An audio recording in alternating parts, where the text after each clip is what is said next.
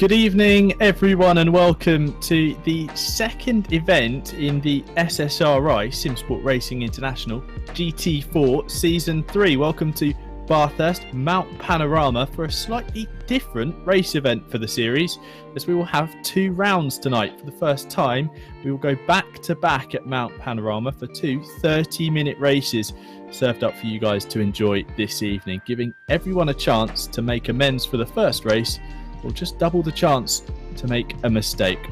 I'm Tim Fulbrook. I'm delighted to be joined once again by Steve Proudley, cameraman and stream director extraordinaire. Steve, how are you doing? And welcome back to a slightly different race event here at Bathurst. What's your thoughts on the format? Yeah, good evening everyone. Good evening Tim. It's great to be here. Bathurst, fantastic circuit. It's going to throw up some good racing, but for two 30-minute sprint races, two chances for everybody to score some good points. I think it's going to be manic because 30 minutes, it's there isn't a lot of time to recover from any incidents early on in the race. It's going to be, you're going to have to be assertive. You're going to have to make the moves. And let's face it, Bathurst isn't the place to be assertive, is it? You've got to be careful. You've got to be respectful, because not just respectful of your opponents, but you've got to respect the scenery, because most of it's concrete walls. So yeah, anybody picking up damage or dropping down the order early on is going to have a real difficult job to come back through the field. 30 minutes is not a long period of time to make a recovery drive, so it's going to be interesting, going to be good to see. It's going to be definitely good to watch. I think it's going to be awesome to watch, because I don't think I'm going to edge my bets right now and say I don't think we're going to get the same person on top of the podium twice. Here we go. There we go. That's our bet for this evening from Steve Proudley. Do not put actual money on that, just in case it doesn't come to fruition. But hello to everyone as well watching on the live streams, YouTube and across various other platforms. Do let us know who you're cheering on, your thoughts on the race, and of course, if you do enjoy what you see tonight, please hit the like button or subscribe to SRHI TV and keep up to date with all the sim racing action here as part of this community as it expands and merges with Simsport Racing under the new name Simsport Racing International. Last time out, Alton Park, the first race of the season, it was Aaron Martin Pilkington who took a dominant victory in his debut in the series, ahead of reigning champion Sem Spenkelink, and Danny de Swart rounded out the podium. And on screen at the moment, Aaron Martin Pilkington heading up the hill in qualifying. A 20-minute qualifying session will decide the grid for this first 30-minute race. Then we'll have a bit of a pause and an interval, if you like, as we get set up for race 2. During that time, the drivers will have a 5-minute practice session. Then we will have 10-minute qualifying, a very short, sharp qualifying session before another 30-minute race. Similar fashion as well, no pit stops required. Drivers do not need to head to pit lane to make a mandatory stop as they did in previous seasons. So it's flag to flag action here, and 30 minutes is opening up the door for some really intense racing.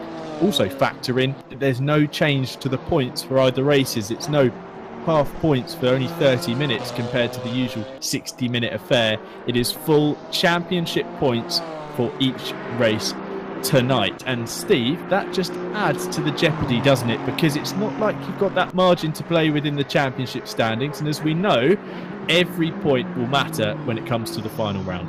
Yeah, absolutely. Every point matters. Every decision that these guys make during the course of a race is going to add or take away points from what is going to be. They're going to be very, very valuable points. We said it with the GT3s the other week, and the same applies for the GT4s. This field is so competitive that you can't afford to throw away any points. Even if you think you're having a bad race, I think it's going to be best to bring the car home wherever you can, score whatever points you can, so you get that decent tally, so you can be the one drinking the champagne at the end of the season. Well, we dip under 14 minutes to go in qualifying. Currently the provisional pole sitter, Tom Young, in the number 70 Mercedes. He tops the timing sheets with a 2-minute 12.675. He's the best part, 2/10 ahead of Aaron Martin Pilkington. Then Bart Sverink third, Andreas Garlin in fourth place, and Danny de Swart currently rounding out the top 5. The top 5 positions being separated by less than half a second. So despite the track being considerably longer than Alton Park, it's 6 kilometres here at Mount Panorama, the margins between the drivers are just as close as ever, as Tom in the number 70 gets a bit of a slide on the exit of the chase, as we see on the timing graphic on screen at the moment, heading through the final corner. Tricky, deceptive final turn there at Murray's, head into the left-hander. Easy to overrun and shoot on, and actually Tom Young improves his time down to a 2:12.426, so another couple of tenths coming out of the target time for the rest of the field. Looking further down the order, we can see our AM class race winner Colin Hines is, as we see, actually a spin at the top of the hill there. That's one of the Wild Things Racing Porsches. I believe that's Evan Atafas. Potentially come to blows with a BMW there we just saw disappear from shot. But as I was saying, Colin Hines in the number 5 McLaren down in 16th at the moment. He's leading the AM class as a result of a victory at Alton Park last time out. Got some work to do though at the moment, with Mike Bowles in 6th place. Overall, currently heading the AM category, denoted by the white or red numbers on the left-hand side on the timing tower. Andreas Garland going quickly here, Steve. Looks like he could improve on his time. Yeah, absolutely. He's 2 tenths up currently as he comes down Conrod straight into the final part of this lap now. Just quick good evening to Mark Noitlings, who's taking a break from his favourite track, Snetterton. He's come to watch the action before he goes back to grind out some practice for the GT3 Championship. But yeah, he's 2 tenths up his Garland still, and he's just maybe sneaking an extra 10, 3 tenths up as he comes out in the last corner. Definitely going to improve, and he does up to 2nd place. Still just a shade under 3 tenths off that provisional pole at the moment, but it's looking relatively close. We have seen closer timing sheets throughout the seasons, but Bathurst, it's one of those, isn't it? It's a real confidence track, and if you aren't confident heading over the top of the mountain, you are going to lose literally half a second here and there. You're going to lose big chunks of time, and I think that's maybe why we're not quite seeing this the timings as close as we have done at other tracks. It's definitely a circuit where that makes a difference, doesn't it? You almost turn into corners completely blind. I mean, coming up the hill as Andreas Garland is now towards the cutting, you're braking, turning, kind of diving through the walls, and that's only going up the mountain, let alone going across the top and down through the Dipper and Skyline. As Bart Sverink crosses the line, he goes to pole position for the time being, a 2-minute 12.207, knocking Tom Young from the top spot. Is the driver of the number 26 MDM Motorsport BMW. So the quick times are starting to come in. Here's Alexander Delors heading down the hill into the tricky Forest Elbow, understeer inducing camber chain.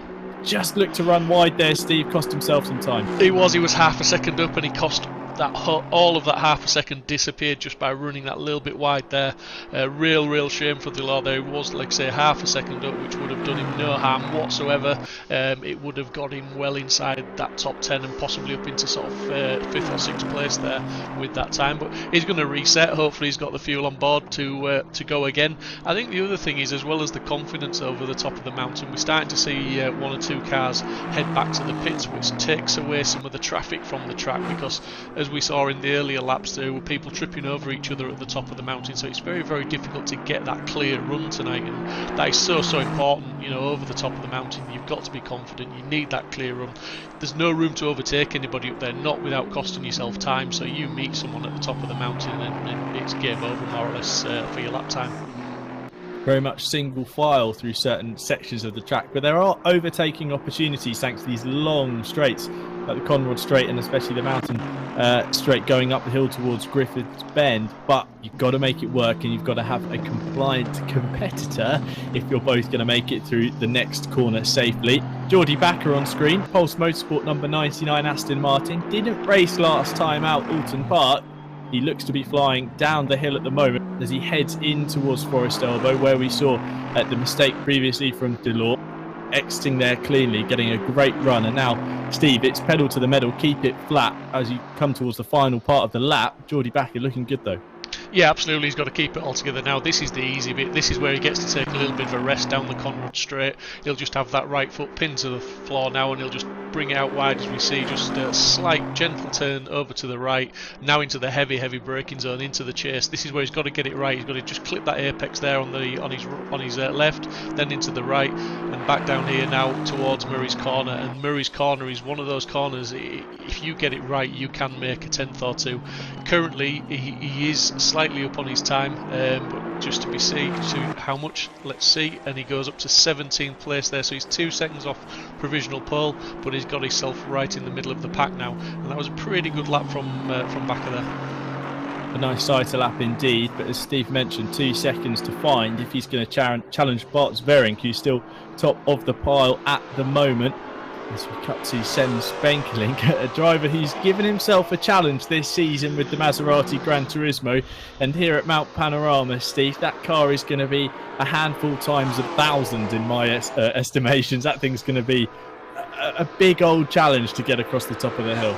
It is indeed, but just very quickly I'm going to cut to Danny de Swart, because he's now 5/10 up on his time as he comes into Murray's corner. If he gets this right, this is going to put him up closer, possibly onto the front row, maybe. Depends, he's lost a little bit of time coming out of there, so he's not quite going to get him on the front row. Maybe that was an invalid lap, because the time hasn't counted. Hasn't counted, but a 2:12.8 would have seen him jump up to P4 in the standing, so only would have gained 1 position if he had managed to keep that lap clean. Danny had a fantastic round at Alton Park, going from 7th on the grid to 3rd. Still not enough to match his best from last season, which was a race win at Suzuka. Have to see if he can go again here though at Bathurst. He's got 2 opportunities to take victory as we ride aboard with Sem Spenkelink over the crest and then down and then climb back up towards Griffin's Bend. Land the brakes heavy into here, throw the car in and try and get on the power as early as possible, ride the curb all the way out to the wall, and here you're already trying to look as far up the track as possible to find your braking point and your line for the cutting as you're going through the left-handed cambered hairpin, still climbing, still ascending up on the side of Mount Panorama, up through the right-hander under the BP Ultimate Bridge, then through the left, trying to use the curb maybe just to knock the car away from the wall slightly, then down through the double left as we come up towards McPhillamy Park, and he gets all kinds of sideways, scrapes the wall there I think on the right hand side, and again through the left. It looked like he almost made contact, then into Skyline. Hold your breath through here, fly over the top of the mountain, try and make your braking points. There's no margin for error at all. 1 slip, you'll find yourself heading into the wall, but he manages to get through the cutting nice and cleanly. Then you come through the right hander before the forest elbow, and you can just see there as the car tries to brake and turn, it doesn't want to do any of that, it just goes straight in towards the apex. Luckily Sem Spenkelink able to make the best of it, not quite get the optimum line through there though, would have cost him time slightly on the exit as he's now down the Conrod Straight, climbing up over the crest into what is the fastest part of the circuit. We'll come down towards the chase, use that extra bit of asphalt on the left hand side, throw the car into the right, then bring it all the way over to the right hand side of the track as you try and brake in a straight line through the chase, clip the curb on the left, run it on the right hand side as you then set up for the final part of the track, the final corner. It's the left hander 90 degrees at Murray's, but it's certainly tricky having flown yourself over the top of Mount Panorama into the final corner. Sem Spenkelink set to improve. Let's see if he crosses the line. No, he doesn't improve, but meanwhile we have a new pole position man, Danny de Swart. He did have time in the bag and he's now managed to prove it. A 2:11 11.916 sees him knock Bart Sverink from top spot. But is Bart ready to respond, Steve? Yeah, not quite on this lap. This is his out lap, so he's still building up to take the line and go for that flying lap with just over 4.5 minutes left. But that was one hell of a lap from Danny de Swart. I mean, he was a good 8-9 tenths up. He was almost a full second quicker than his previous best, and he's the first man, as you say there, to go into the 2:11s. So he's set the bar high. But as we've seen, these guys there's nothing they like more than a challenge, and they certainly challenge. But just going back to Spenkelink there. That Maserati, didn't that car sound awesome? I love the onboard with that car because it sounds like a race car, let alone drives like one with all the corrections he has to make on that wheel going over the mountain with the lack of driver aids that he's got. He, as you said, Sem's got a real challenge in that car, but if anyone can, Sem can. Absolutely. So we'll look to see him try and improve again. 9th place for Sem in the number 76. He's got 1.7 seconds to find if he's going to be challenging the front row. It's Mercedes, BMW, the top 4 at the moment. Then it's the Aston Martin of Andreas Garlin, the number 188. Then, currently on the 3rd row in P6, is Mike Bowles in the number 32. He's doing a fantastic job in the Mercedes. Bowles actually qualified 25th and finished 13th last time out at Alton Park. So the dynamic kinetic racing driver clearly finding a track he enjoys. Zverink, though, hustling on, having a brief encounter with the wall, I'm sure of it, as he climbs up over the mountain. Then into McPhillamy Park through the left-hander. Zverink looking quick, Steve.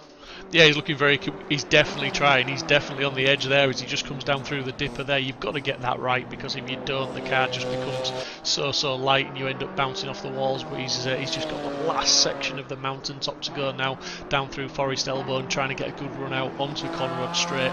Get that foot planted. Don't get the understeer, which he didn't. He managed to just miss that wall by inches, and he's now absolutely flat out. And he's roughly 3/10 up at the moment on his previous best. So that is enough to take pole position back if he can carry this speed, and he's just got to carry it down Conrod Straight. He'll be building, then into the chase. Now he's just got to hit these apexes just right, carry as much speed as he possibly can without unsettling the car. A little bit wide through that first apex, he's hugging the next apex and he's going to keep it tight. He's flat out using all of the track there, so he's looking good. He has actually lost a 10, so he's just 2/10 up, and I think he lost that through the chase. As I said, he was a little bit off the apex there. Little bit steady through there, but smooth is good, and he's definitely a couple of tenths quicker, and he's within 0.05 seconds of that pole. Incredible. 600ths of a second separate pole position and second place as it stands. Bart Zverink gets close, but it's not quite enough to knock Danny de Swart from provisional pole. 1 minute 51 seconds remains on the clock. Drivers will need to be out on track now if they're going to get round and improve their time. Crucially, Danny de Swart not out on track. Aaron Martin Pilkington has just headed out on track. He's out on his outlap at the moment. In fact, he heads back to pit lane. So no, Aaron Martin Pilkington has decided his fate. P4 will be the best he can start this evening. Andreas Garland, looking to improve as well. Currently in P5, he's got 8/10 to find if he's going to take pole position, and he'll have one more chance after this as he'll cross the line before the timer has expired. Into the chase. Traffic looks good in front. Looks like there's a couple of cars just backing up into Murray's to make sure they've got clear air in front of them. That shouldn't affect the driver of the 188 Mad Goetzer Racing, Aston Martin.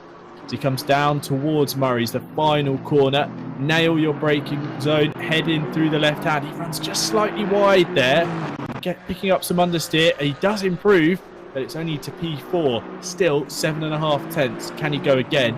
Can he jump up towards the front row? Tom Young, provisional pole sitter early on in this session, was then pushed down the order by Danny de Swart and Bart Zverink. He's now looking to respond in the Battenberg Sport number 70 Mercedes, heading over the top of the mountain in towards McPhillamy Park, leaving nothing out there on the track, running as close to the walls as he possibly dared. Now it's Skyline, hold your breath, throw yourself over the crest. Tom Young looking good through there, a couple of adjustments of the steering and the brakes as he heads down through the dipper. He's going to come up towards the Forest Elbow now, needs to nail his braking zone. Seems to do it actually, gets the nose in pretty well into the Forest Elbow, almost skimming the wall on the inside, running all the way out to the wall on the right hand side just for good measure. As he heads now down the Conrod Straight, you can see that he's going to receive the checkered flag at the end of this lap, so it's his last attempt to improve. 5/10 to find for Tom Young if he is going to jump up towards pole position as he heads down towards the chase. Flying flat out through the right hand, he's going to drop the brakes with about 100 yards in towards the left-hander, climbing, misses the curb on the inside there slightly, and then runs over the right-hand side, maybe opting not to get dislodged by the curb. Very steep curve at the chase. One more corner for Tom Young. Drop the brakes in towards the left-hander. Murray slightly wide. He was about a car's width off the apex, across the line. Young improves, but it's not enough. He stays in P3. Mike Abrenhoser, however, Steve, looks to be going quicker as well from P6. Yeah, absolutely, 4/10 up. Young there was only a tenth or so up, and he just couldn't carry it. He ran wide there through that final corner. It cost him the time, but Abrenhoser now is half a second up as he enters the Conrod Straight now.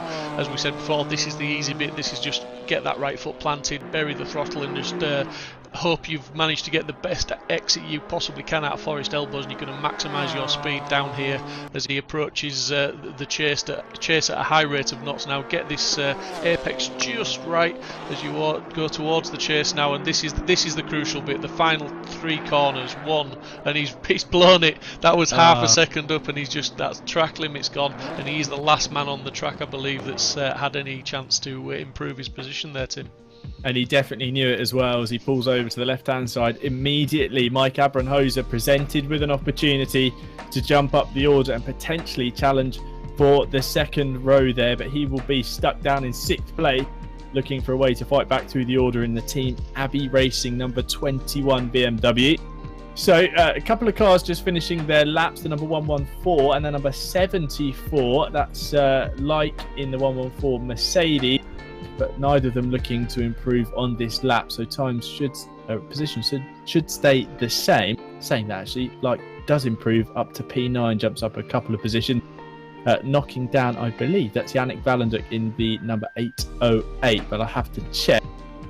As we'll just give you a quick run through the order. Sorry, that was Zander Vale in the number 808. It's Danny de Sport. He takes pole position for race 1 here at Bathurst this evening. The driver of the number 57 Mercedes, setting a time of 2 minutes 11.916. He was challenged closely by Bart Svering in the number 26 BMW, 600ths of a second separating the top 2. Then it's Tom Young, Andreas Garlin, Aaron Martin Pilkington, race winner from Alton Park in 5th. Then it's Mike Abramhosa, Mike Vowles, the top AM driver, up in 7th place overall, Alexander Delors.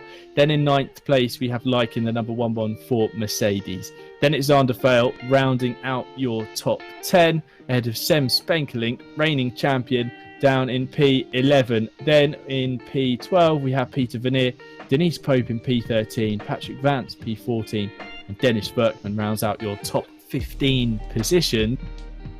Steve, that qualifying session was close, but get the feeling just from the cars that are towards the front of the order there, Mercedes and BMW seem to be the stronger cars already this evening. But having a good car is one thing, getting it done at Bathurst quite another. Yeah, 100%. I mean, they're going to have to be, super careful and, be precise. They don't want to throw it all away. And just look at the size of that grid. We've got a good number of cars on the grid this evening, and it's going to be crucial to keep it clean. 33 cars taking to the grid tonight, so that's 33 cars all heading for the first corner and up the cutting for the first time. Bathurst, it's more about getting up to the mountain and through the cutting cleanly. The first corner here, they're not usually doing such a great rate of knots, and it generally goes pretty well, dare I say it, but it is once they get up to the cutting, that's the first fast approach to the corner, and that's where sometimes we get a little bit of contact as they all try and squeeze through there in between the walls. Absolutely no runoff, but that is one thing that these guys do not want to do tonight, and that is to pick up any damage of any sort in the race, because that will curtail any chance of good points tonight. It's going to be all about getting a clean start, making your moves count, being precise, being decisive, and no hot potatoes, Tim.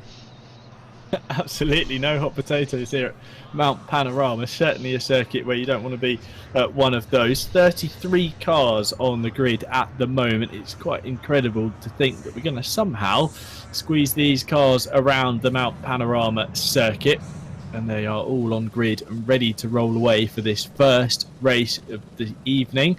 2 races, 2 30-minute races, neither of them requiring a pit stop. It is flag to flag action here at Simsport Racing International. Danny de Swart leads the grid away up towards Hell Corner for the first time. Obviously this is the parade lap, don't worry, they're not quite that slow when things get racing, and you will want to enjoy a quick pause for breath here at the moment, because I'm sure that once the green flag waves you won't be able to grab a second until the checkered flag is waved. Sorry, no, Tim, I'm just cutting in there. What's going through Aaron Martin Pilkington's mind this evening now? He was obviously a clear winner last time out. He's not qualified by his standards in the best position possible. He's in 5th. He's got a couple of rows in front of him. There's 2 lots of points to be scored tonight. How do you think he's approaching the race? Almost certainly if Aaron Martin Pilkington has his eyes on the championship, which I think he does. I mean, we know Aaron, don't we? He wants to win. There's no way, two ways about it. He's not here just to have fun. When the virtual visor goes down, he's here to take maximum away from every single race. And I think he'll be pushing hard to get a few positions off this start. I wouldn't be surprised to see him running in the top 3 by the end of the first lap. But I think if there's a risk or something not quite worth going for, he might just have a second thought about it and maybe start looking towards the final race of the season. Because looking further down the order, the likes of Sem Spenkelink in 11th, I mean, that's really the benchmark, the challenge for these guys. If they can beat Sem, who's reigning champion, they know they're doing a good job and they're on course for a strong finish. And I think Aaron Martin Pilkington's already starting to eye up who his competitors are. That being said, Danny de Swart, P3 at Alton Park, now on pole position, is maybe thinking this is a good opportunity as ever to score a massive haul of points, isn't he? With 2 opportunities to score 50 points for the race victory, it's a huge chance for the driver of the 57 Merc to really take a hold in the standings. Yeah, and it could be argued that Danny de Swart on pole position, he's got the hardest job at the start because he's got that advantage of having a few yards on the other guys. He's gonna, I'm pretty sure he'll get up to the cutting for the first time. But as they come over the mountain where they are now towards the Forest Elbow, it's all about getting a good drive off that Forest Elbow for the first time when they come round in anger, because that's Conrod Straight is one heck of a slipstream down there for the guys behind him, and he could find himself under attack from 1, 2 and even 3 cars by the time he gets towards the chase. Absolutely, and that is one of the big overtaking opportunities, isn't it? I mean, you almost single file across the top of the mountain and waiting for this opportunity to utilise that slipstream and beat them late on the brakes into the chase. And like I said, looking at that front 7 really, it's all mainly BMW and Mercedes cars, the Aston Martin of Andreas Garlin bucking the trend in P4. That just shows you that these cars seem to have the legs, I think, seem to have the control and stability across the top. But looking at the timings, I think Danny de Swart had a couple of tenths over everyone just in the final sector, and a lot of that is flat out running. So as they come over the hill there at Conrod Straight, the drivers weaving left and right, trying to get just a bit more heat into the tyres as they prepare for the start of race 1 this evening. Drivers will be forming up into the 2x2 formation shortly. Hello to everyone watching on, to Michael, Nard Cox, Benjamin Simmers as well, watching on, Chris Hill and Everin Yamak. Thank you very much for joining us this evening. I hope you enjoy the racing we have ahead of us as the GT4 field now gets themselves arranged into the grid formation. Danny de Swart will be on the inside for the first time into Hell Corner. We'll be hoping to keep hold of P1 as they head up towards Griffin's Bend. Into the final turn here at Murray's, and then we'll be going green here at Mount Panorama, Bathurst in New South Wales, around the final corner. 30 minutes on the clock, but we will go green twice tonight. Danny de Swart ready to take the flag, rolling towards the line, ready to go green. And the green flag waves, and it's a fantastic start from de Swart, but he is matched on the outside by Sverink, who's going to look to try and go the long way round. As through the middle, Aaron Martin Pilkington side-by-side contact there with Andreas Garlin. He has gained, though, 1 position off the start up to P4. Danny de Swart holds on to his lead as they shoot up Mountain Straight. In the background, though, bit of contact for the black and yellow Mercedes there, heading into the wall on the outside of the turn. As Sverink looks to the outside of our race leader into Griffin's Bend, it looks like the lead hasn't changed, and Danny de Swart holds on to P1 as they head up the hill for the first time. It is de Swart from Sverink, Young, Garlin, then it's Aaron Martin Pilkington. Martin Pilkington jumped the Aston Martin there, so he's up to P4. Further back, maybe some drama, a little bit of head-butting as they head towards into Griffin's Bend. Now through the cutting and up over the top of the mountain, Aaron Martin Pilkington has his crosshairs set on the Mercedes of Tom Young. And Mike Abramhose has made a great start up to P6 now. Mike Bowles in 7th. Ahead of Sem Spenkelink, who's flown up the order from P11 on the grid. Then it's Alexander Delort. Then it's Like in P10. Denise Pope, Dennis Berkman, Sander Vale, Peter Vance, Patrick Veneer, rounding out your top 15 as they head down the hill through the cutting for the first time of asking. Martin Pilkington tucked up under the rear wing of the Mercedes. If anything, he's getting slightly offline, just trying to follow the car down the hill and into the forest elbow for the first time. You could see Aaron Martin Pilkington trying to set up the exit as we have a challenge for the lead. Zverenk and de Zwart side by side down the Conrod straight. They are completely lockstep and key as they go over the crest, side by side. Flat out here, the real one gaining is going to be Young behind. He's getting a double slipstream off the two cars in front. They head into the chase. De Zwart now going to be on the outside as Zverenk has two wheels on the grass. He drops the brake. Does he run in deep? Yes, he's going to cut across the grass. Where will he rejoin? He slows down. He's going to file into line, potentially in third place. So Tom Young, the benefactor there. Now Aaron Martin Pilkington sends one up the inside, sniffs at the opportunity and takes order change then across the line. Danny de Zwart leads, but Tom Young's up to second place. Aaron Martin Pilkington does get up to P3 as I predicted at the end of lap 1. Then it's Bart Zverenk and Andreas Garland. Steve, what a start from the top 5 there, really hustling each other over the top of the mountain. Yeah, some awesome driving from all drivers involved, and you could see as Zeewink went onto the grass, he just sort of compromised his braking zone, and there was no way he was scrubbing all that speed off in time to hit the apex of the chase. And he bailed out of it very sensibly in a real sensible rejoin, really clean, very good. Didn't defend the position too hard against Pilkington, more or less let him go through there because he had the speed on him. But it's all line astern at the moment, all looking relatively good. The guys are doing what they need to do now. They're filing, and Pilkington's definitely pushing, as we just see Young there hit the wall, and that's giving Pilkington the chance to go round the outside, and hopefully Young hasn't picked up too much damage and will be able to compose a challenge back at Pilkington. But yeah, Pilkington's a man on the move, as you said. Spenkelink not having a bad race, he's up to 8th place now. But Aaron Martin Pilkington, it's funny, I was asking you how he would approach this race.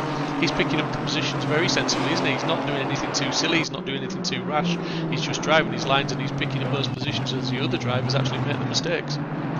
Can be a race of attrition here at Bathurst, and it looks like rising above that, Aaron Martin Pilkington in the 626 BMW. In the back of shot there, Sem Spenkelink looked to be challenging Mike Abranhoser for P7. Mike Vowles actually has jumped up to P6, so he's leapfrogged the pair of them, potentially as they battled, compromised each other, lost time. The driver of the number 32 Mercedes has skimmed through and leapfrogged the pair of them. Now Aaron Martin Pilkington tucked in the slipstream of Danny de Zwart. He's going to be looking for a move as they blast down the Conrod straight and into the chase for the second time. Can he line one up on the brakes? No, he's just a little bit too far back that time. Wouldn't be surprised to see him trying again. But he managed to get through the chase cleanly that time. No one running wide and off through the grass. And de Zwart actually having to defend into the final corner at Murray's as Martin Pilkington looks to the outside. There's side-to-side contact. Martin Pilkington running deep. He's going to be in the gravel. Can he keep it out of the wall? Yes, he can, just about.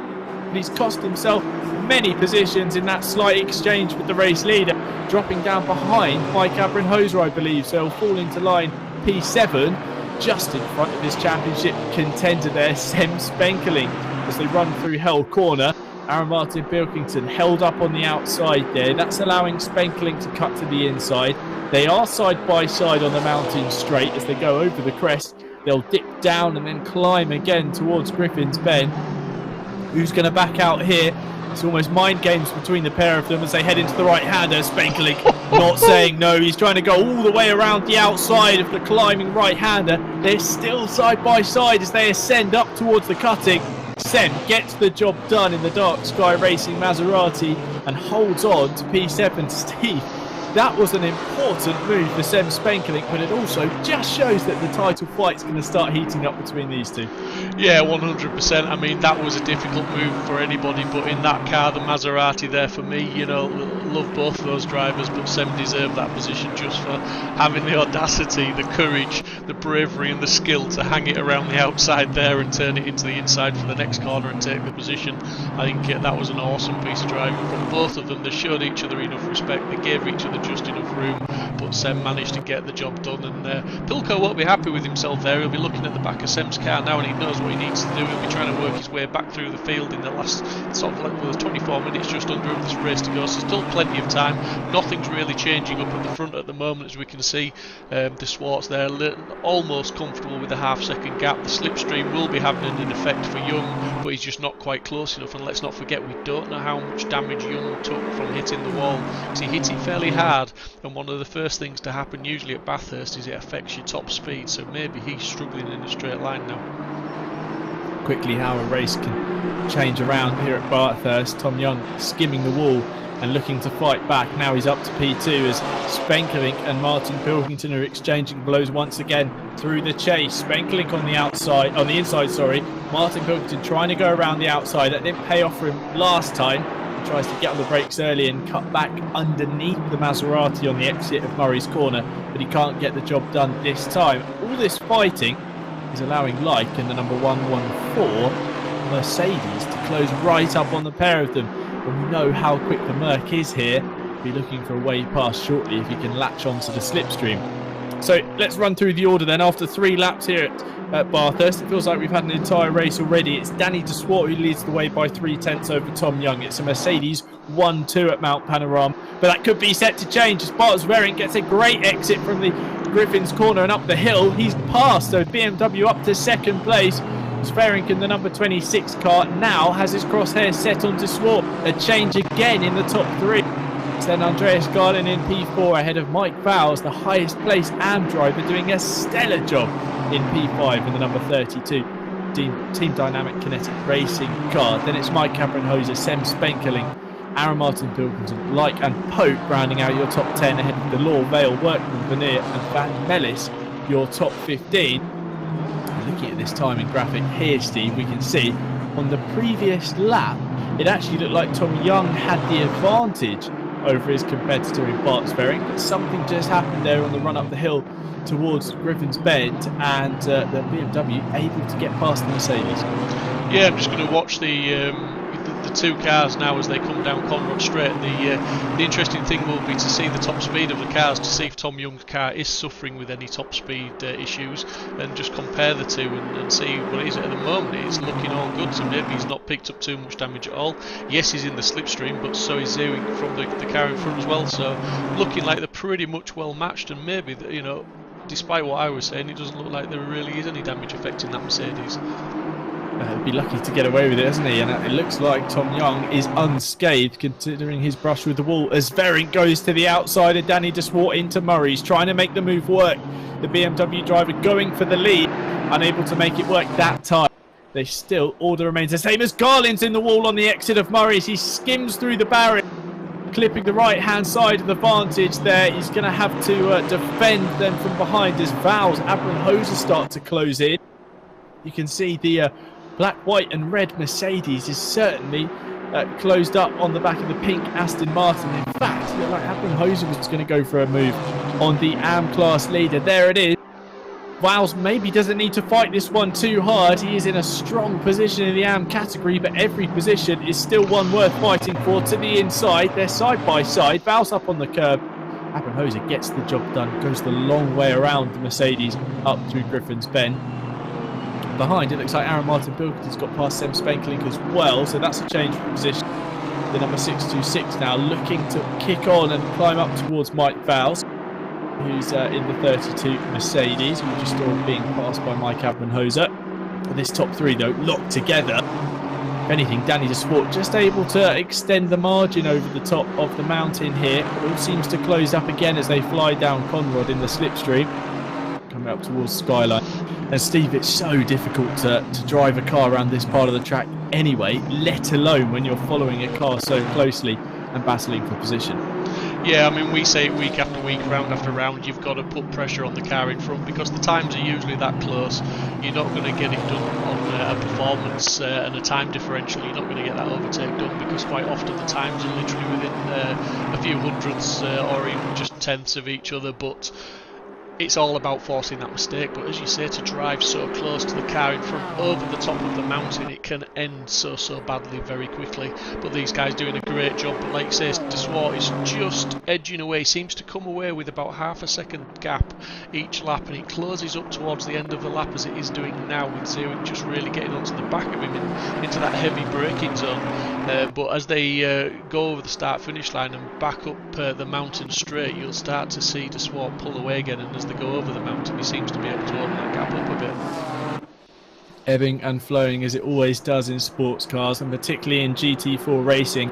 There's a new fastest lap coming in from Aaron Martin Pilkington, a 2-minute 12.465. He's decimated that gap to the back of Mike Vowles in the number 32 Mercedes, and he will be looking for a way through shortly. Look at that lap time difference. I was going to say, what a difference, 1.7 second. Majority of that coming through sector 2, which is that confidence section over the top of the mountain. Two moves going on screen. Abrenhoser to the outside of Garlin as Martin Pilkington looks to go the long way around Mike Vowles as well. Who will pull it off? No, neither BMW manages to advance their position. It's holding in line for now. In the race lead, it's Danny De Swart holding on to top spot whilst being challenged from Bart Zverink and Tom Young as well in the number 70 Mercedes. That's your top three. Comparison on screen now, you can see just how much of a difference there is between Aaron Martin Pilkington and Vowles in the Mercedes. The BMW driver is absolutely flying off the back of his race victory at Alton Park. Debutant in the series, certainly making his presence known. The top three now just have a little bit of breathing room actually over P4, so there's a slight gap as Tom Young skips through Skyline there. He had to bail out nice and early to do that. You won't be able to do that too many times though, Steve. We will pick up a track limits warning, I'm sure of. Just that slight skip through there, maybe slightly slower. Surprisingly, you would think it would be quicker, but that has allowed Garlin just to shuffle back towards this top three. I wonder if we're going to see a move from Bart Zverink once again as he's in the slipstream of Danny De Swart, rounding out this lap over the Conrod stretch down towards the chase. Really closing in actually in the slipstream this time. Will Bart Zverink look to the outside? Danny De Swart defends, then moves over to the right-hand side again, but leaves the lane. Zverink goes for it, but runs deep again, skips through the grass through the final part of the chase, and that's going to allow Tom Young through, so a change for P2. Bart Zverink skips through the grass at the chase and unfortunately loses out to the Mercedes as Aaron Martin Pilkington looks to make a way past Vowles. Unable to do it that time into Murray's, who'll have to fight again. Garlin defends to the inside on the run up toward Hell Corner. Can he hold on to P4? Yes, he can. Oh, as there looked to be contact behind there. Indeed, there was. Mike Vowles goes straight on at Hell Corner and off into the runoff area there. He's parked up and stopped.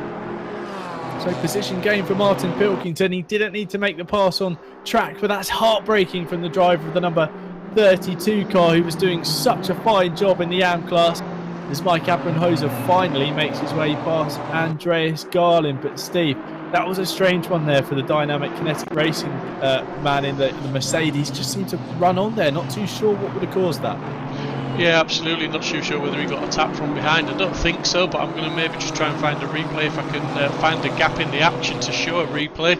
It's been quite frenetic this evening. It's great racing from all involved, and it's looking really exciting. And let's not forget, this is the first of two races, so we've got to do this all over again. 15 minutes left on the clock for this one, and it's De Swart who's controlling it. It looks like Zerwig's really trying very hard, and he's overcooking it. He's made sort of 2 or 3 big mistakes this race. Very lucky not to have collected any scenery, not picked up any damage, but he's cost himself positions. You know, potentially he's cost himself a race lead at the moment, as I see it. I think he's the quickest man in race trim at the moment. He's just pushing that bit too hard, though. He's making those mistakes. But let's not forget the guys behind Garlin, Abrenhoser. They seem to me they're closing up. Yeah, Mike Abrenhoser certainly on the move at the moment, up to P4 and looking to fight past the BMW of Zurich. It's behind. We saw Garlin and Martin Pilkington battling it out. They are side by side over the crest and down towards the chase. Martin Pilkington on the inside, which then will become the outside is the left-hander, and Garlin's off, skipping through the grass. Will he make contact? No, they just managed to avoid being collected by the pink Aston Martin. Very close indeed, and a flash of the lights on the exit of the chase. just to let Aaron Martin Pilkington know that maybe Garland wasn't too pleased with how that move went down. As we see comparison of times here, Bart Sverring looks to be have the pace over Mike Abramhoser, specifically on lap 7. But before that, lap 6 and lap 5, the driver of the 21, he had the pace advantage over the driver of the number 26. But the top 3, nose to tail, tail to nose it is as they come up towards Griffin's Bend. Danny Desport still holds on to the lead after 7 laps of action here. But Tom Young runs slightly wide at Griffin's Bend, and that's allowed Sverring to run side by side as they climb up the hill into the cutting. Sverring backs out of it this time, lives to fight another day. He's potentially used up a few too many of his 9 lives than he would have liked. Might start driving a bit more cautiously into this, the second half now of this 30-minute race. 13 and a half minutes to go. Probably just hoping to get to the checkered flag and hold on to a podium position. Abramhoser and Martin Pilkington, though, will be hustling on, trying to close the gap. The top 5 are very close together. Then there's a 2.7 second gap back to Andrea Garland in the number 188 Aston Martin. Then it's Sem Spenkelink, and then a gap of 4 seconds back to Like in the 114. So unfortunately, looking down the timing tower, I can see that in 20th position, Mike Vowles has headed back to pit lane in the number 32 Mercedes. That's heartbreaking considering how well he was running. Well inside the top 10, was the leader of the AM category. Unfortunately now, he looks like he's out of the race. It's top 5 though, Steve. Look how close this is. Fairly little to choose between the 5 of them as Sverring is going to have to defend from Abramhoser in towards the chase. Yeah, absolutely. Just really close down here now, and Pilkington's managed to get himself dragged back up to a watching brief, and he's looking at these guys. Oh, battlings, we just see there Young, definitely Young just turned it around and he's lost his position there. Not sure if there was contact as they entered the braking zone. I think there was, and that's cost him the position, top 5 position at least. He's probably going to drop further down the order as well. Yeah, Danny Desport as well being hustled for the race lead. Bart Sverring looking to pounce on the opportunity, and now Aaron Martin Pilkington, after that mistake early on, dropped him down the order. He's looking for 3rd place on Mike Abramhoser up the inside into Hell Corner. The number of the 626 BMW gets the job done, back onto the podium position. Now he needs to do what he did earlier, get the pass done on Bart Sverring, and maybe challenge Danny Desport for the race victory. 11 minutes and 37 seconds remaining. As Sverring looks to the outside, Danny Desport just comes across to take his line and close the door. It's now 4 for the race lead. And a gap back to Garland. And then Spenkelink. Tom Young manages to recover. I think he's in 7th place now. It looks fairly stable on the timing tower. The gutter to have dropped back down the order. He was running so well. Did just manage to get away with grazing the wall on the run up the hill on lap 2, I believe. And then, a big hit into the wall. Bart Sverring clatters the wall on the left-hand side and gets sent across the track to the right-hand side, then makes secondary contact there, trying to readjust and get back on the racing line, but that will certainly give him damage in the BMW, the number 26. That's given Andreas Garland a 2nd attempt at getting back into the action. Here is a replay. This is what took Mike Vowles out of the race. Aaron Martin Pilkington in behind. They come up towards Hell Corner. The Mercedes driver is 2 or 3 car lengths in front. Hits the brake. Oh, that's a strange incident there. Almost looked like his brakes failed or something there, Steve. Very strange. Yeah, almost looked like he'd maybe been playing with the bias and just locked the back end up there and had to sort of release the brakes again, and obviously just ran out of room to stop the car. Very strange indeed. Race ending for Mike Vowles, who now is, I believe, in pit lane and out of the running, as Aaron Martin Pilkington now sets his sights on the race leader of Danny Desport.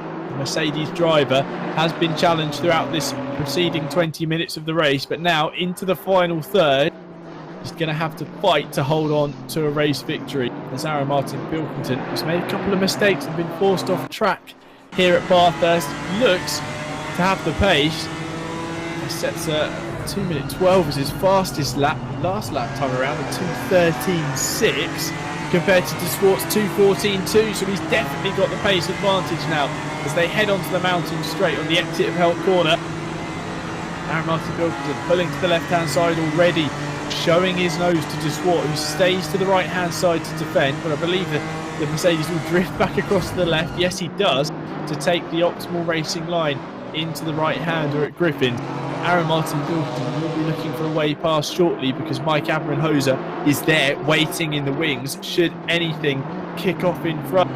And with the way this race has gone so far, it wouldn't be surprising as Aaron Martin-Pilkington makes another slight kiss of the wall on the inside of the cutting as they head up over the top of the mountain. Both BMW drivers hassling the cars over the crest there, down towards the left-hander as they come up towards McPhillamy Park, pushing hard as we ride on board the splitter cam over the crest and through the left-hander, leaving a little bit of margin just in case as they come in towards Skyline. Throw the car over the crest, use the curb on the left-hand side, keep your foot on the anchor and hope the thing sticks as you throw the car into the cutting, and then release off the brake and plant the throttle down the hill towards the Forest Elbow. And this is an opportunity for Aaron Martin-Pilkington to set up a run down the Conrod Straight. It looks like they're fairly evenly matched through the left-hander, and on the exit he closes up as we see behind Bart Zverink trying to fight back through. Can he get past Mike Abrenhoser? It looks like he's got the job done.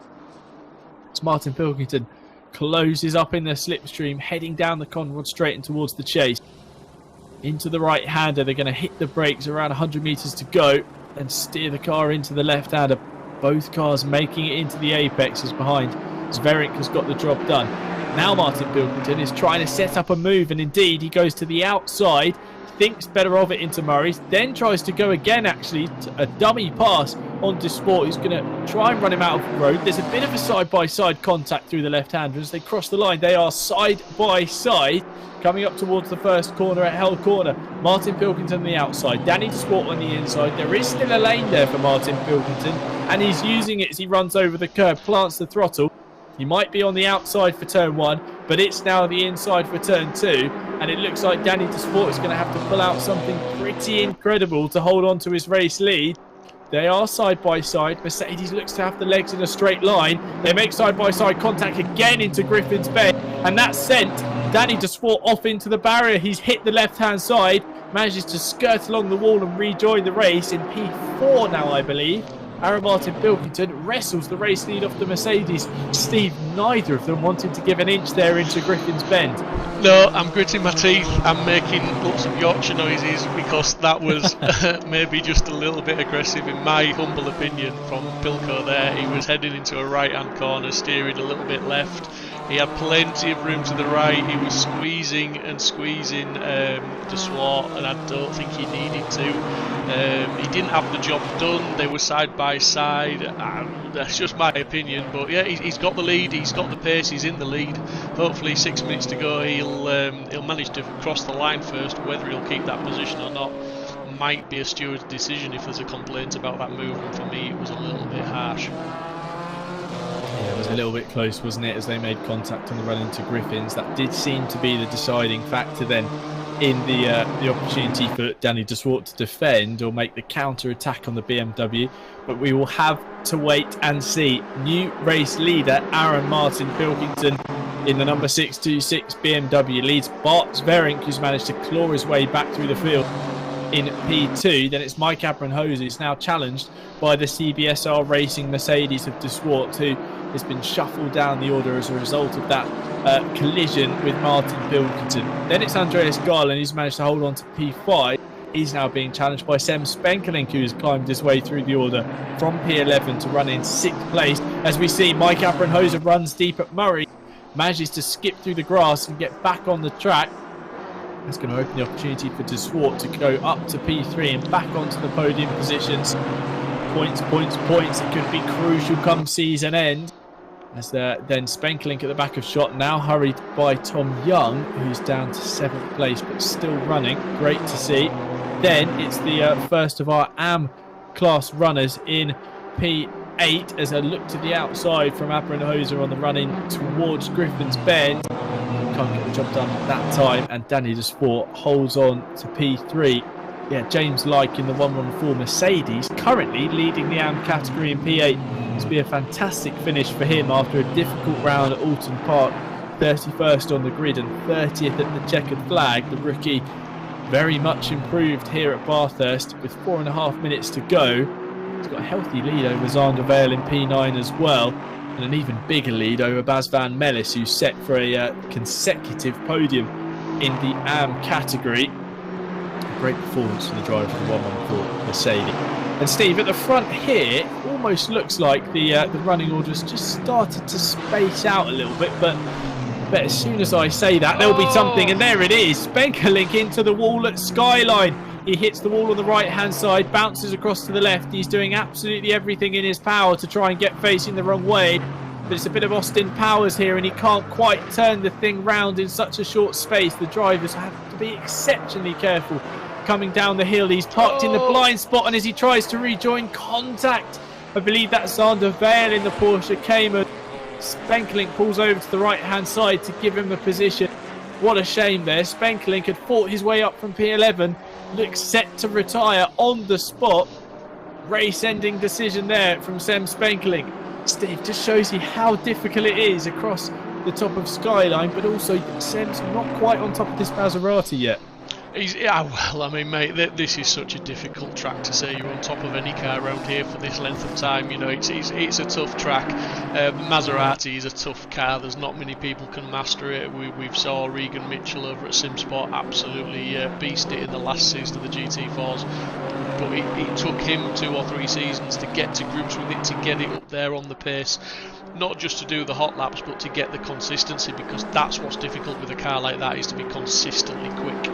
But you know, we've seen some good racing tonight, we've seen some fantastically close racing tonight, and I just want to apologise to the guys further down the field for not giving you much attention at all, not showing you the love. It's just the guys up at the front are battling so close, and they're still battling very close, as you can see on screen, that we've very much focused our attention towards the front end of the field tonight.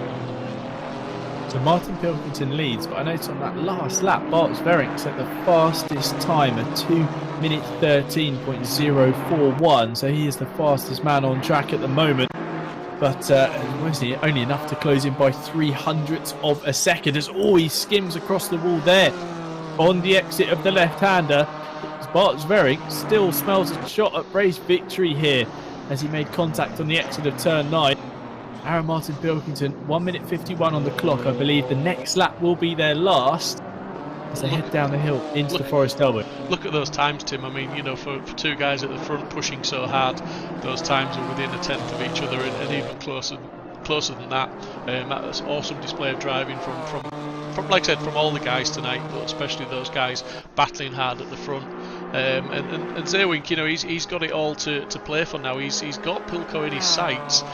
As we saw last time out, Pilko is great at managing his pace, managing his speed. He's got to the front, and he's got the pace there. And I think he'll concentrate on bringing it home. He knows he's going to go on to his final lap now, as he comes through the chase and heads down towards Murray's Corner for the penultimate time. And he's going to cross this the line with just under a minute to go. So this will be the final lap he's going on to. And I don't think Zerwink's going to have much of an opportunity to get past him. All he can do is hassle the back of his fellow BMW driver and hope from a mistake from Aaron Martin Pilkington, who's now just got to go over the mountain at Bathurst one more time. Fairly easy to say, very difficult to do, as here further down the order we can see a battle with Peter Vernier and one of the McLarens. That's Tim Kroll there, that actually Vernier's locked in battle with the number 90 McLaren as they head into the final corner at Murray. Driver of the Sim Racing Holland car looking for a way back through. That Porsche's looking a little bit worse for wear, isn't it? I don't think it's quite showroom condition, that car, and I think it was a case of Kroll managed to just get past him going down Conrod Straight. Probably, as I was talking about earlier, Venier's probably struggling with a lack of top speed, and that's what's allowed that McLaren to come by him. But yeah, looking very much second hand. I think both those cars have maybe made a bit of contact with the wall at times around here tonight. Up over the top of the mountain for the final time in race 1. Martin Pilkington's got a bit of traffic in front. That's Suke Verbat's number 73 Aston Martin, I believe. They come into Skyline for the final time, up through the curve of the crest and down towards the dipper. It's just going to be another problem that Martin Pilkington doesn't want to have to deal with as he heads towards the Forest Elbow. He needs to be careful here. Blue flags are waving for the Aston Martin, but he has to stay behind into the Forest Hill. Bart Sverring not quite close enough to pounce, and on the exit, really, Aaron Martin Pilkington should be getting a slipstream from the Aston Martin, and that will just help him gain another couple of car lengths to stop Bart Sverring closing in. Behind, Danny Desport looks to be set on P3, 3.4 seconds back. Then it's Abranhoser in P4 as they come towards the chase for the final time in race 1. As Aaron Martin Pilkington, it's been a stellar drive from him considering the mistake early on, the battle for the lead, and then he skipped down the order and has fought his way back through, giving it absolutely everything to take victory here. Race 1, it's round 2 of the season here at Bathurst. Aaron Martin Pilkington is going to cross the line, take the checkered flag and win. He goes back to back, a win at Alton Park and a win at race 1 at Bathurst. Bart Sverring follows him home 4 tenths behind. It's a BMW 1-2. Danny Desport takes the final step on the podium in P3. Then it's Mike Abranhoser and Tom Young rounding out the top 5, with James Like picking up a fantastic AM class victory in P6 overall ahead of Xander Vale, Andreas Garlin and Baz Van Mellis back on the podium in the AM category. Second consecutive race for him. Alexander Delort rounds out your top 10 overall. Then it's Tim Krul for Lork Driving in the number 90. McLaren crosses the line in P11 ahead of Peter Veneer in P12, and Denise Pope comes home in 13th. And then we have our final podium finisher in the AM category, a slightly battered looking Alpine A110 GT4. It's Garcia Calatoud in the number 1 car. Then it's Arjen Lermans, Stefan Arvidsson and Jan Paul Eikelenboom here is going to cross the line to take P17 in a slightly second-hand looking Mercedes here. I believe this was the car that was off in the barrier at the end of the run through the first corner on the opening lap. He'll cross the line and take P17. Then it's Lee Mosley in P18 ahead of Manuel Williams. Crosses the line in 19th. Patrick Tractor looks like he's been battling with Colin Hines, who took victory at Alton Park in the AM category. But further down the order today for the driver of the number 5 McLaren. And Steve, I mean, what a race we had there. But credit where credit's due. Aaron Martin Pilkington looked a bit flustered in the opening 10 minutes, but managed to fight his way back through the order and take another victory. Yeah, absolutely. As we said, it was some great racing there tonight, and it was all about trying to keep it, as clean as possible at the start. We saw Pilko, I won't say made a mistake, but for whatever reason there was an incident, wasn't there? And he got taken out, as it were, lost a few positions, ran wide, but he fought his way back, and he had the pace overall, I think, on the guys tonight. Those front guys weren't hanging around, but Pilko just seemed to have that pace to be able to catch them, and he got the move done. Now, whether you agree with me that it was a bit harsh or not, I think he got the move done. He got in front and he took the lead, and he came home for the win. And I think he actually wants to talk to you, Tim. Well, that's a rarity, people wanting to talk to me, but let's drag them in for a chat. Aaron Martin Pilkington and Baz Van Mellis here to have a chat. Aaron Martin Pilkington, let's go to you first. Race victory at Alton Park was certainly one that you had to work for, but tonight here at Mount Panorama Bathurst, you certainly had to dig deep to take victory in race 1. Yeah, I gotta watch that back, because that was insane. Oh, I do not like Bathurst one bit. I'd like to report the person who suggested it for the calendar, because it's such a horrible track. Well, I hate to tell you as well, Aaron, you are going to have to go back out on track again for race 2 this evening. But a really intense fight at the front for the victory with Bart Sverring as well and Danny Desport. We saw you guys go side by side into Griffin's Bend. A slight bit of contact between your two cars, but the pace is high this evening, isn't it? And it looks like there's a number of guys who are all scrapping out for P1. No, absolutely. No, this is not a carbon copy of Alton Park. I know that's no disrespect to anybody, but this, Swerink is super fast in that BMW. And of course, we were talking about it earlier, we're running 2 completely different tunes. I'm running full aero, he's running no aero, or very minimal. So he's got it all on the straight, where I've got the comfort of the mountain. So that was crazy. And then even the battle for first with, I think it was Disports, I think it was, in the Mercedes. Fair play to that guy. He raced me really hard. We came together a little bit at the beginning, which saw me drop back a lot.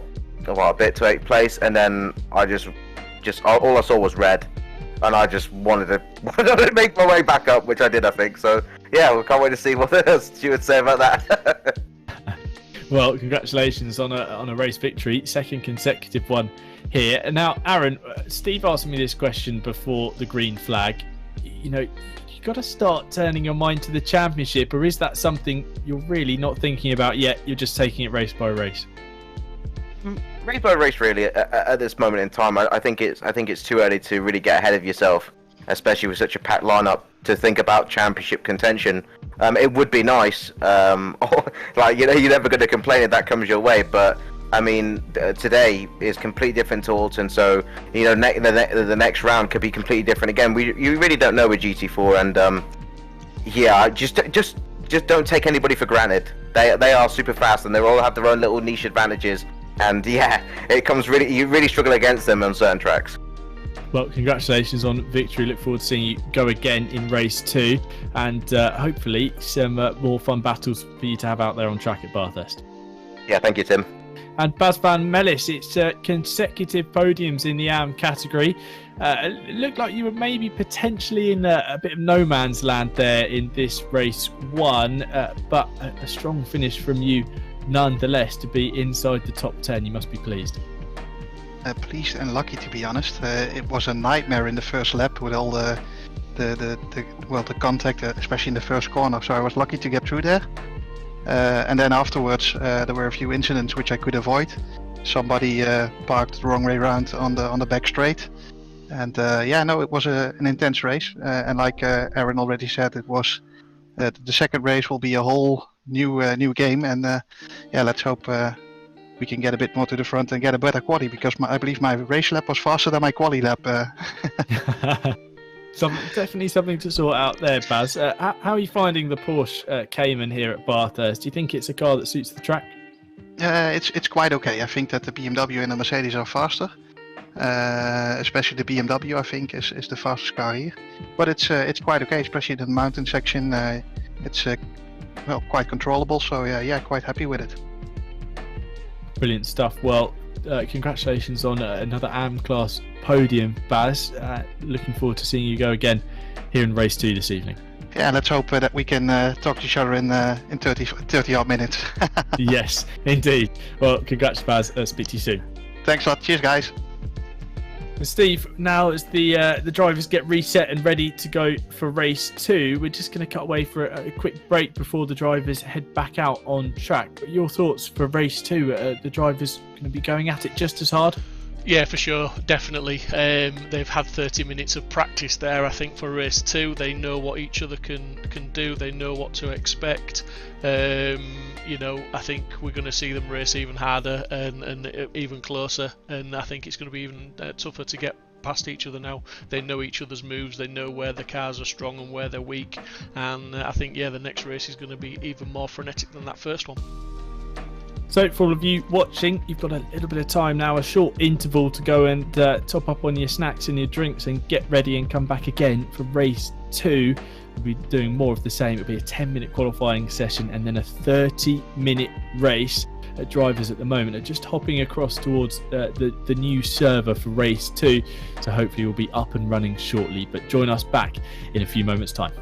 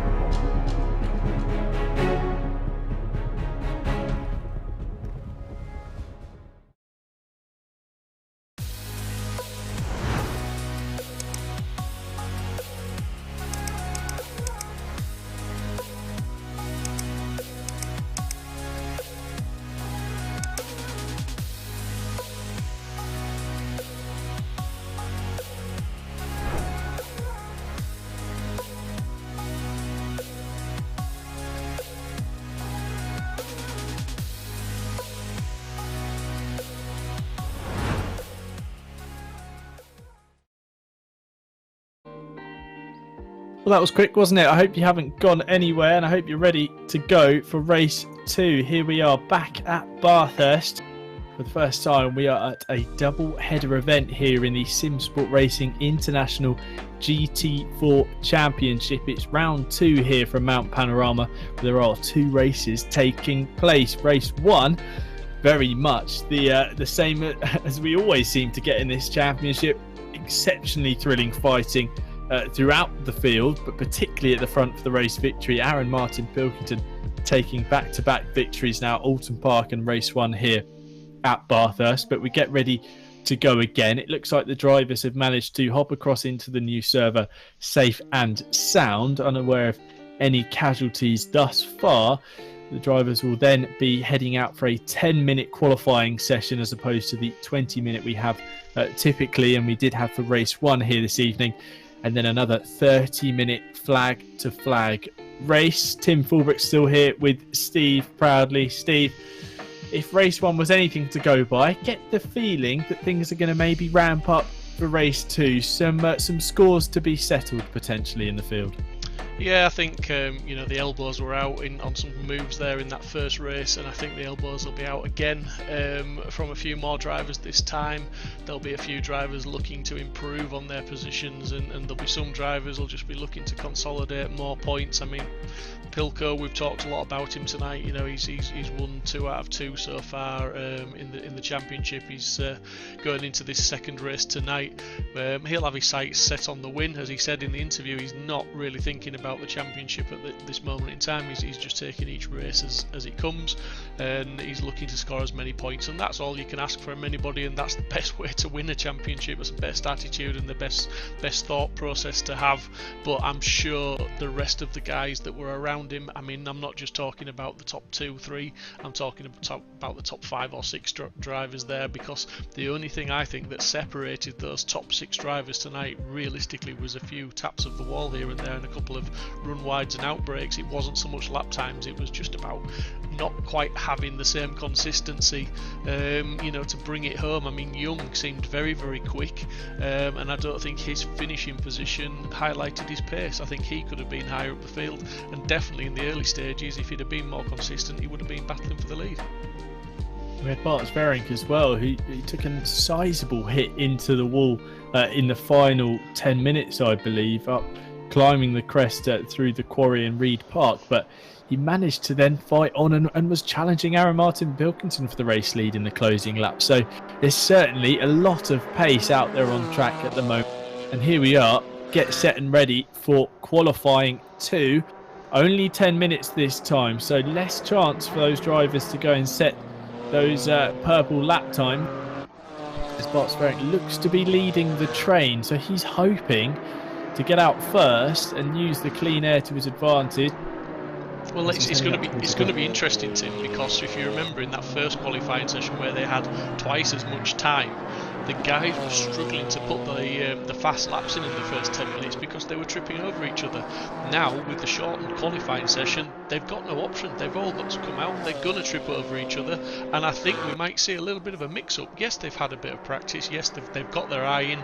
They know what they're doing, but it's a new server. It's a new track conditions. The track is fast. It's not optimum. So the grip levels are not maximum at this moment in time, so be prepared for some people to make mistakes, and I think be prepared for some people to qualify out of position. Well, the driver who was out of position in the first race, Sem Spenkelink, fighting away from P11 up in towards the top 6, but making a mistake in the closing 10 minutes, sending him down the order and out of the race. A 0 score for our reigning champion here in race 2 of the season. And now race 2 this evening, he'll be looking to claw back some points in the championship fight against Aaron Martin Pilkington. Perfect score so far for the 626 BMW. On board with Bart Sverink, who was ruthlessly quick in that opening race, will be looking to go better though in qualifying. And can he take pole position? It was Danny Desport who was top spot in race 1, but Sverink P2, only 600ths of a second behind. Can he find that margin here at Bathurst and take P1 and it'll be his first pole position in the series? as he crosses the line to start his first hot lap, and the first hot lap of anyone in this session so far. But already, Steve, I mean, it's a 6.2 kilometre circuit here at Bathurst, a lap time of in excess of 2 minutes and 10 seconds. That timer is looking to be running out already, isn't it? You've only really got 3 or 4 shots at it maximum. As I said, you've got to be out the pitch, you've got to be on the track, because the track isn't rubbered in properly. It's ticked up to optimum now, you know, it's got 30 odd cars on the track, so it doesn't take long to get it rubbered in. Obviously it's dry, obviously the temperatures are good, you know, we wouldn't expect anything else at Bathurst, but the grip, just clipped the wall there, just showing the lack of grip. But they've got to be out there, they've got to put a couple of laps in. What they can't afford to do is exactly what happened there with the connection on the wall, because if you pick up any damage, you haven't got time to escape back to the pits and come out and start all over again. Realistically, you've got the fuel in the car that's going to last you sort of the 10-minute qualifying session, and you're just going to come out and you're going to put the laps in, and every single lap is going to be clean, and you're going to build your times as you go. And we see Zerwin just really trying very hard, maybe just over trying for his first flying lap. It's all too easy to do that. Maybe, you know, you just need to get that banker lap in. Yes, you do, as quick as you can, but you also need to preserve the car for the next lap, which is for me will probably be the faster. The car will be in better trim, the track will have a bit more grip, and you'll be able to push that a little bit harder. You've had to bite the bullet and accept that your absolute fastest time might not be the best way to approach this session. 6 minutes to go, all about getting a time in, scoring a banker lap, like you say, Steve, is to accept that getting a clean time might be good enough for the top 5. Sverring down now into the J. We've got a couple more corners to go, running slightly deep though, as we saw him do a couple of times in race 1. Heading down towards Murray's final corner, braking and then into the left hand. You don't want to use the curb on the inside, but you want to maximise it on the outside. Skips across the grass, crosses the line of 2:13.2. That's not quite the best time from Sverring. We definitely saw faster in qualifying. Pole position was a 2:11.9 from Danny de Sport, so time to be found as the first times come in. It looks like everyone's managing to do a 2:14 or so. They're going to need to bring their tyres in as well, so we could see this ramp up in the final part of this qualifying session. 5 minutes to go. Aaron Martin Pilkington, Steve, looks to be pushing already.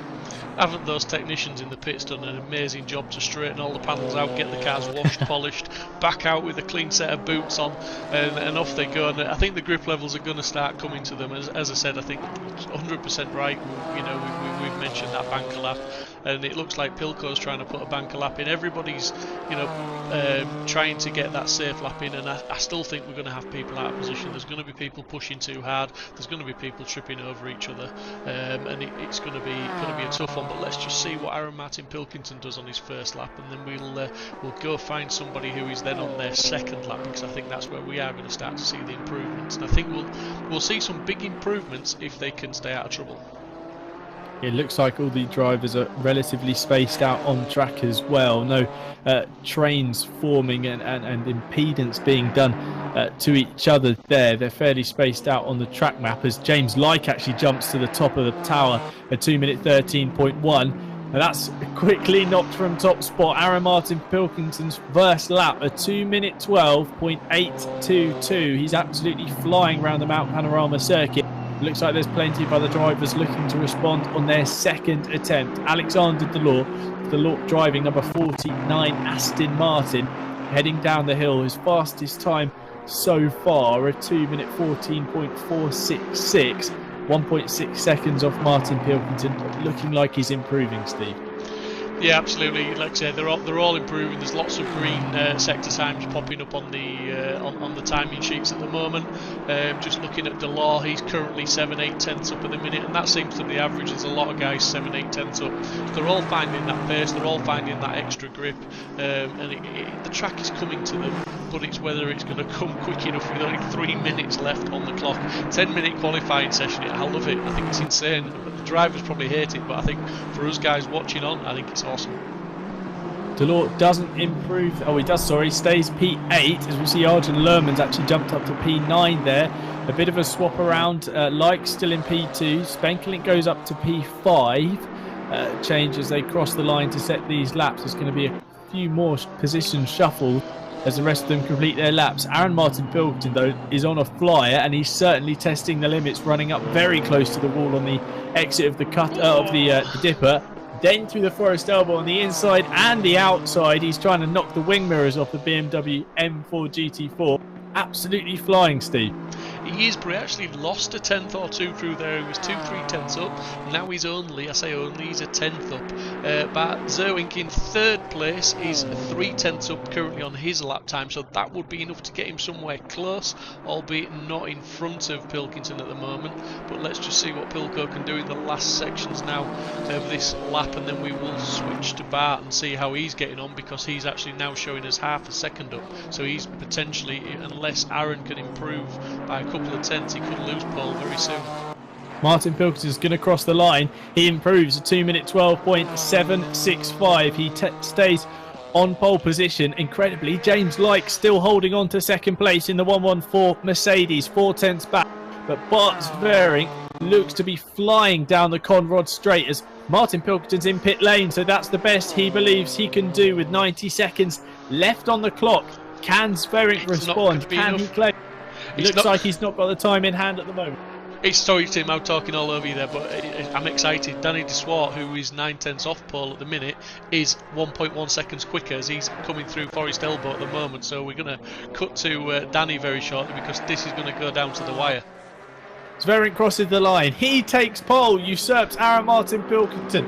A 2-minute 12.471. He takes top spot by 3 tenths of a second.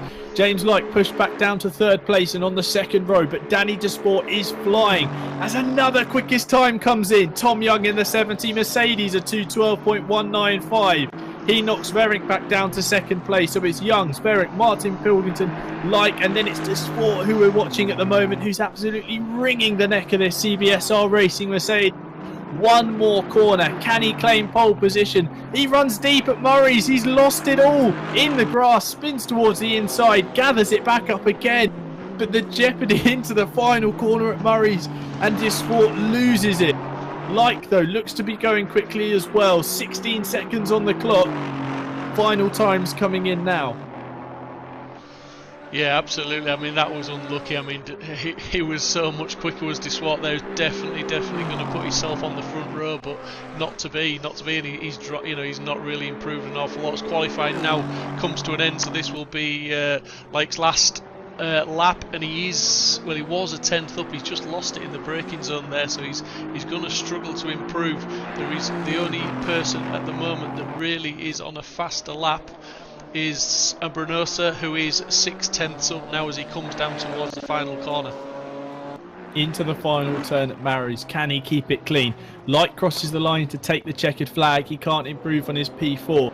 Abranhoser through Murray's for the final time in this qualifying session. He goes from 9th to 4th place. He takes that second row starting spot from Lyke. Abranhoser flying in the number 21 Team Abbey Racing BMW. As it stands at the moment, we've got Young on poles, Zverink, Martin Pilkington, Abranhoser, and then Lyke your top 5. Garlin up to P6 ahead of de Swart, Spenkelink, Pope inside the top 10, and Jordi Bakker up to P10, and then it's Alexander Delort in P11. Arjun Lohman's now in P17. If we can find just a couple of tanks, he'll jump up a few positions down into the chase in the number 46 BMW. Can he get the job done? Gets the car stopped into the left-hander, hooked through the right, plants the throttle and over the crest and down towards Murray's. Crossing the line shortly. Can he improve on his time? Into the final left-hander, gets the car stopped nicely, doesn't run out too wide. Crosses the line to go P9. What a stellar final lap from Arjun Lohmans. And Steve, I think you and I are both going to be voting for another 10-minute qualifying session. Fortunately, we will be having it later in the season at Brands Hatch, but a stellar session from all the drivers out there. We really had no idea who was going to take it.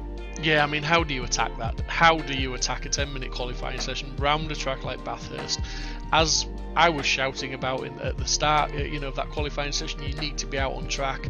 But I think, you go out there, and if you're the first man on the track, you've got the least grip. You're the one putting the rubber down first, and as everyone follows round, the track gets more and more rubbered in, and you expect to see those faster laps come right at the end. For me, Aaron Martin Pilkington, he should have he obviously didn't have enough fuel to go out and do another lap, but with the way that the times were improving there, he lost out by not staying on track and doing that extra last lap, which I feel sure, you know, he had the time to do. He crossed the line with time left, but he obviously went back to the pits and then decided not to, or he hadn't fueled enough and didn't, and obviously there wasn't enough time to do an outlap, but that's cost him badly there in that qualifying session. But as we saw in race 1, it's not all over in qualifying. The race is where you score the points, and that's where it's all going to happen. But yeah, fantastic qualifying session, fantastic format, fantastic work by the admin to organise that one. Really enjoyed that. Yep, Tom Young then takes pole position. We've got a different pole sitter from the two races. So Tom Young and Bart Sverink, though, second place in race 1 qualifying, second place here in the second round. Then it's Aaron Martin Pilkington in P3 with Abram Hoser rounding out the second row. Then it's Like, Garland, De Swart, Spenkelink, Lermans and Pope inside the top 10. And a brilliant race ahead of us, I'm sure of it. A couple of questions in the chat. One of them, Arwin Nam, asking what format is this? Got 2 races tonight. It's the first time we're trialling this in the GT4s. We had a 20-minute qualifying and a 30-minute race in race 1. Then it was 10 minutes, 10 frenetic minutes in quali 2. And now again, we're going to have 30 minutes on the clock. For race 2, drivers are not required to visit pit lane, not required to make a pit stop.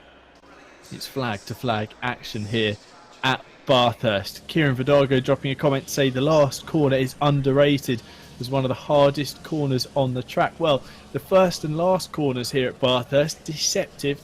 They seem so simple looking at the track map, a 90-degree left-hander, especially in comparison to the rest of the lap here at Mount Panorama, but deceptively difficult. One slip and you slide wide into the grass and into the wall.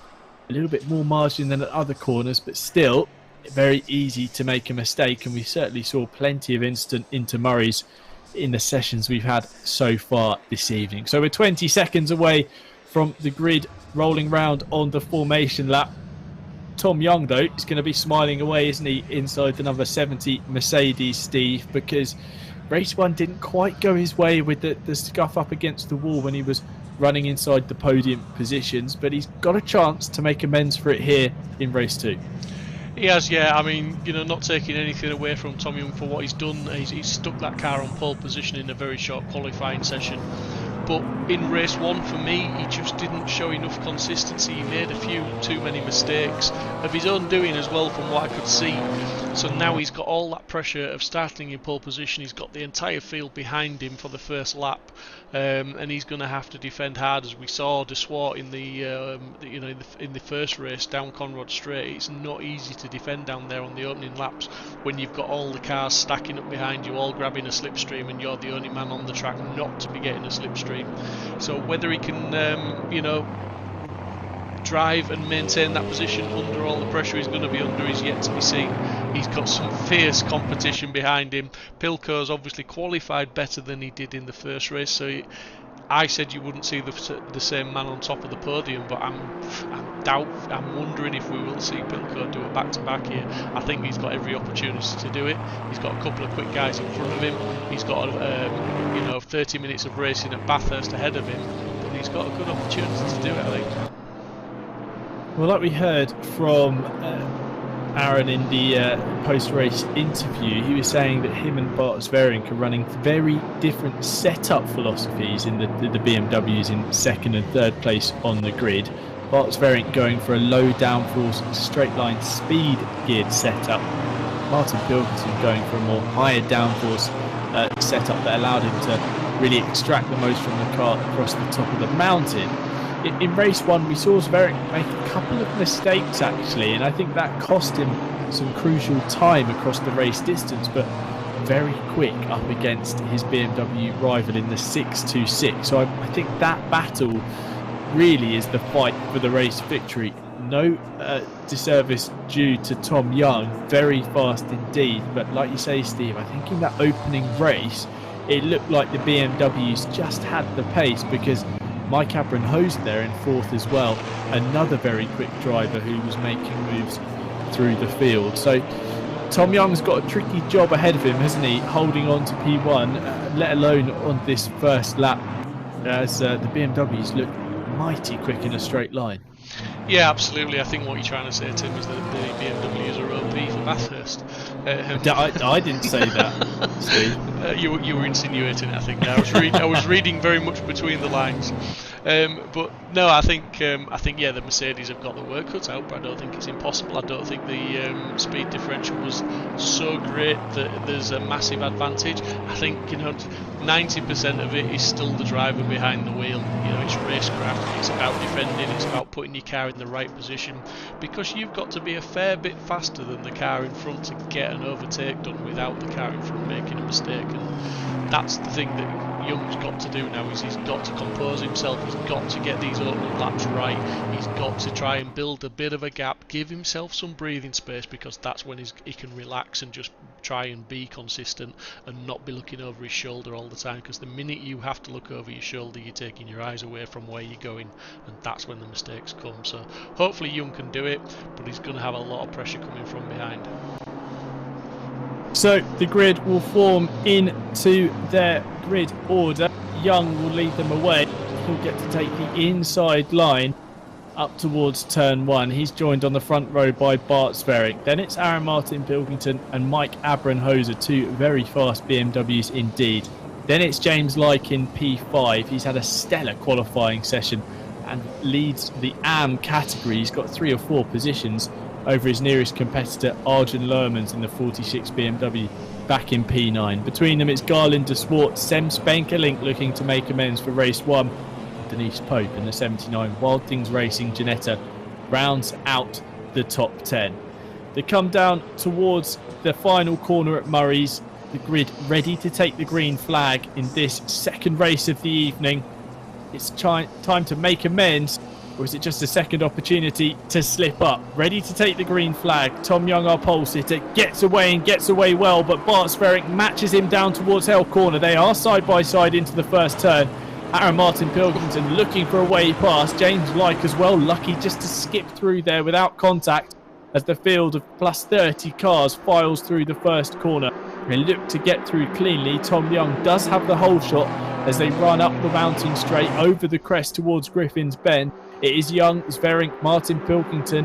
Then it's Lyke who's managed to get in front of Abrenhoser as they head up towards Griffin's. They are side by side and he manages to hold on to that P4. Then behind, Spenkelink gets past Danny de Swart, who was running wide through the right-hander, and Andreas Garlin as well benefiting from that situation as well to take the 188 Aston Martin up inside the top 7, I believe, as they come through the cutting for the first time and up over the top of the mountain through the right and left, where we saw plenty of drivers skimming across the wall. Spenkelink getting very close there on the left-hand side.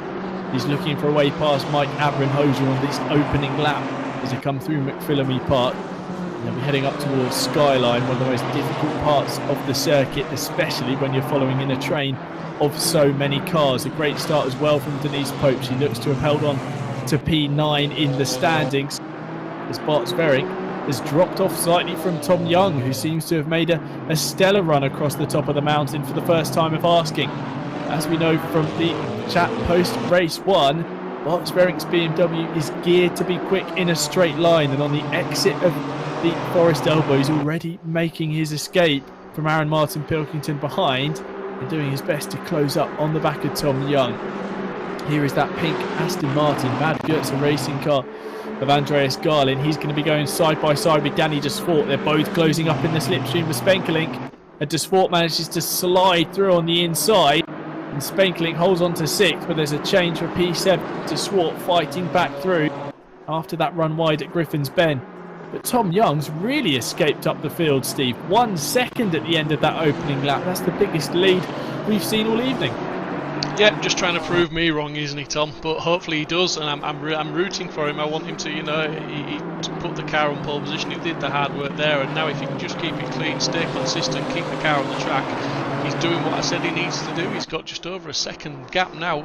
He's going to start to minimise the efficiency of that slipstream he's providing for Zerwick behind him, and he's going to start to be able to not relax, because I don't think he can truly ever relax around Bathurst, but he's going to give himself a little bit of breathing room. As we can see there, he's definitely got a decent gap of just over 1 second, and the guys behind are going to be battling. They're going to be tripping over each other. If they can close up to P2 and put him under pressure, that's going to do Young a lot of favours. So they head up into the cutting for the second time of asking. Everyone seems to get through there cleanly. No scrapes up against the wall.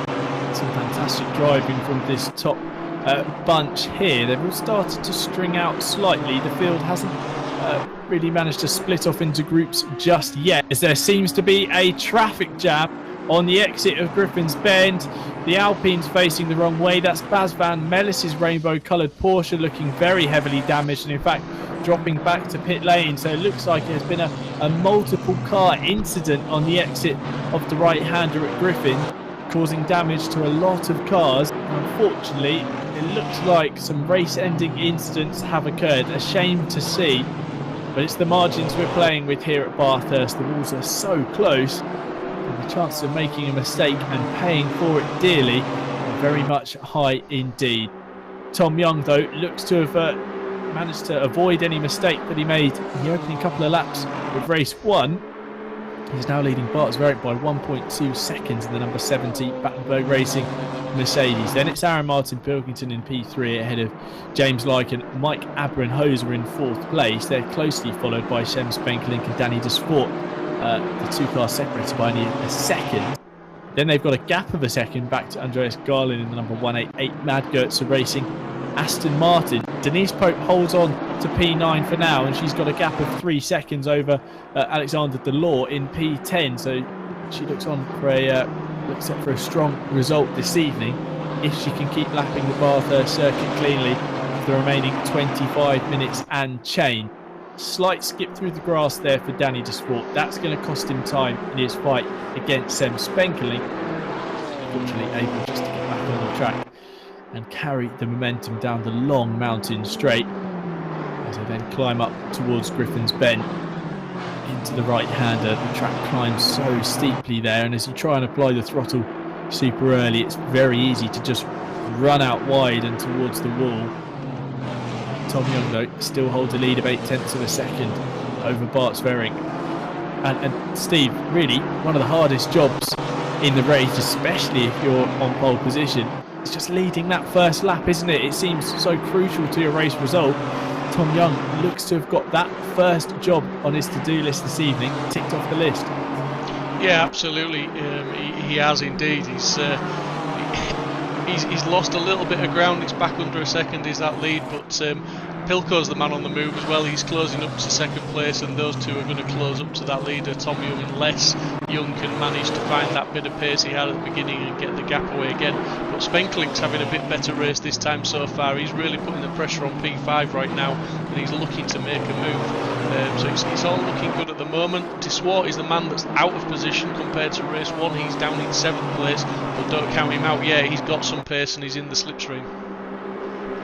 Heading down the Conrad Straight then, Mike Abrenhoser in P5, looking to close up to James Lyke, who's having a stellar race in the number 114 Mercedes, currently holding on to P4, leader of the AM category, not too far away from an overall podium. As they come through the chase, through the left and the right, everyone seems to get through there cleanly.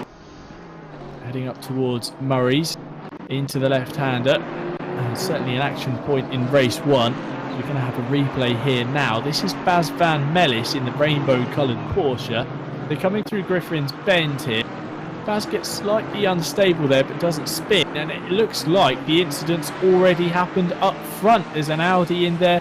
Indeed, the Alpine has been turned round. It looks like Dimitri Schenk as well is facing the wrong way, and it just took a while to get things sorted. Cars actually reversing along the track in an effort to get turned round and back facing the right way. Probably 6, 7, maybe even 8 cars involved in that one. Bas van Mellis back out on track now, getting the blue flag as this train of cars, the battle for 4th, 5th, 6th and 7th, file on through. But he manages to stay out of the way and not impede the racing too much. Very heads-up driving from the Porsche Cayman man to head up through the cutting and up over the crest. Steve, get the feeling that the pressure's just started to build a little bit. Mike Abramhoser wants to get past James Light shortly and try and kick on for an overall podium.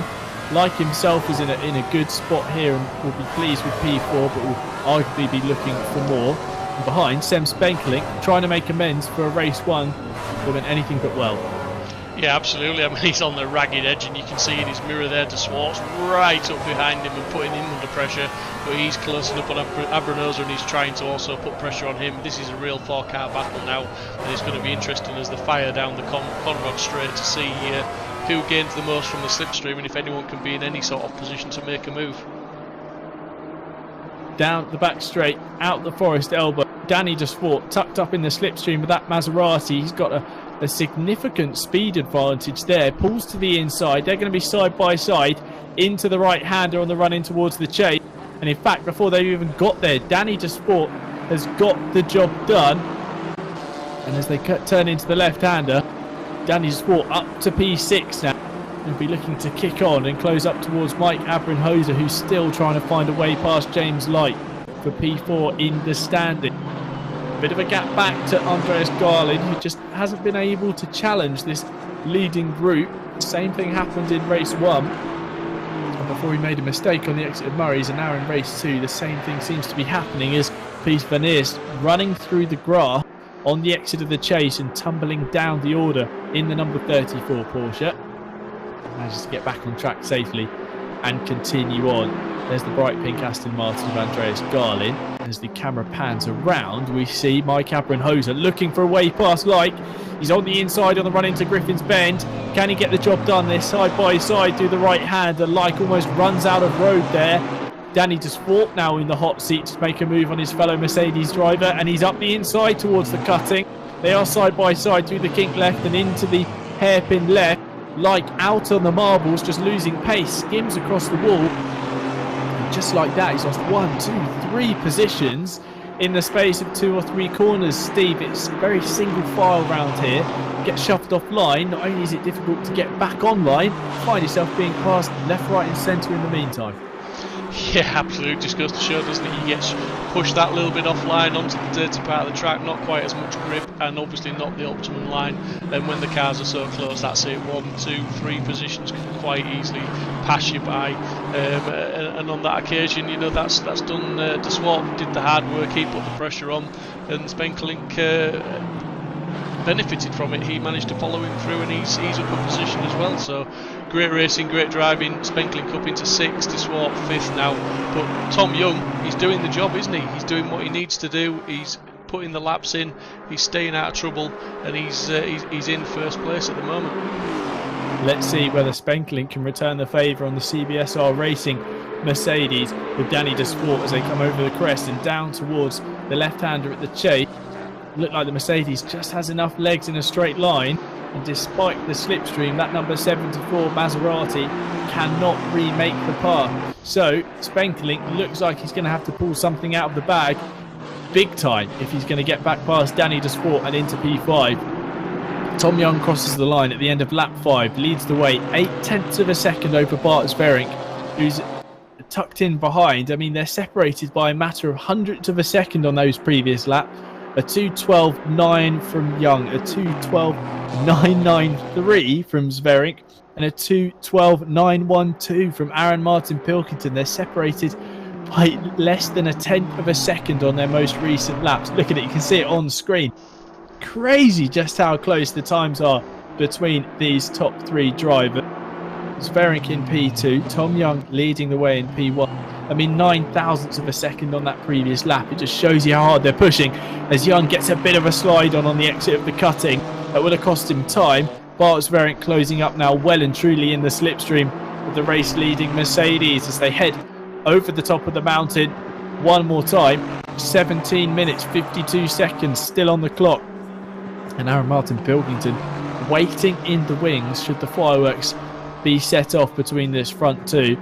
He seems to be hustling on just as much, skimming across the curb on the exit of McPhillamy Park and kicking up some dust as they Now head down the hill through the dipper and towards the Forest Elbow and in towards this tight, tricky left-hander that just disappears away from you as the camber and gradient fall down the side of the mountain. Tom Young looks to have a nice gap over the BMW, but will it be enough? 0.4 of a second as they cross the sector line, which is on the exit of the Forest Elbow. That BMW looks quick, and already it's a 10th taken out of the race lead as they file in towards the chase. The BMW tucked up behind the Mercedes definitely is closed up in this most recent tour of the 6.2 kilometre Mount Panorama circuit. Tom Young holds on to the race lead for now, ahead of Bart Sverink, who just does a little shimmy there in the braking zone, trying to maybe disturb Tom Young's run into the final corner.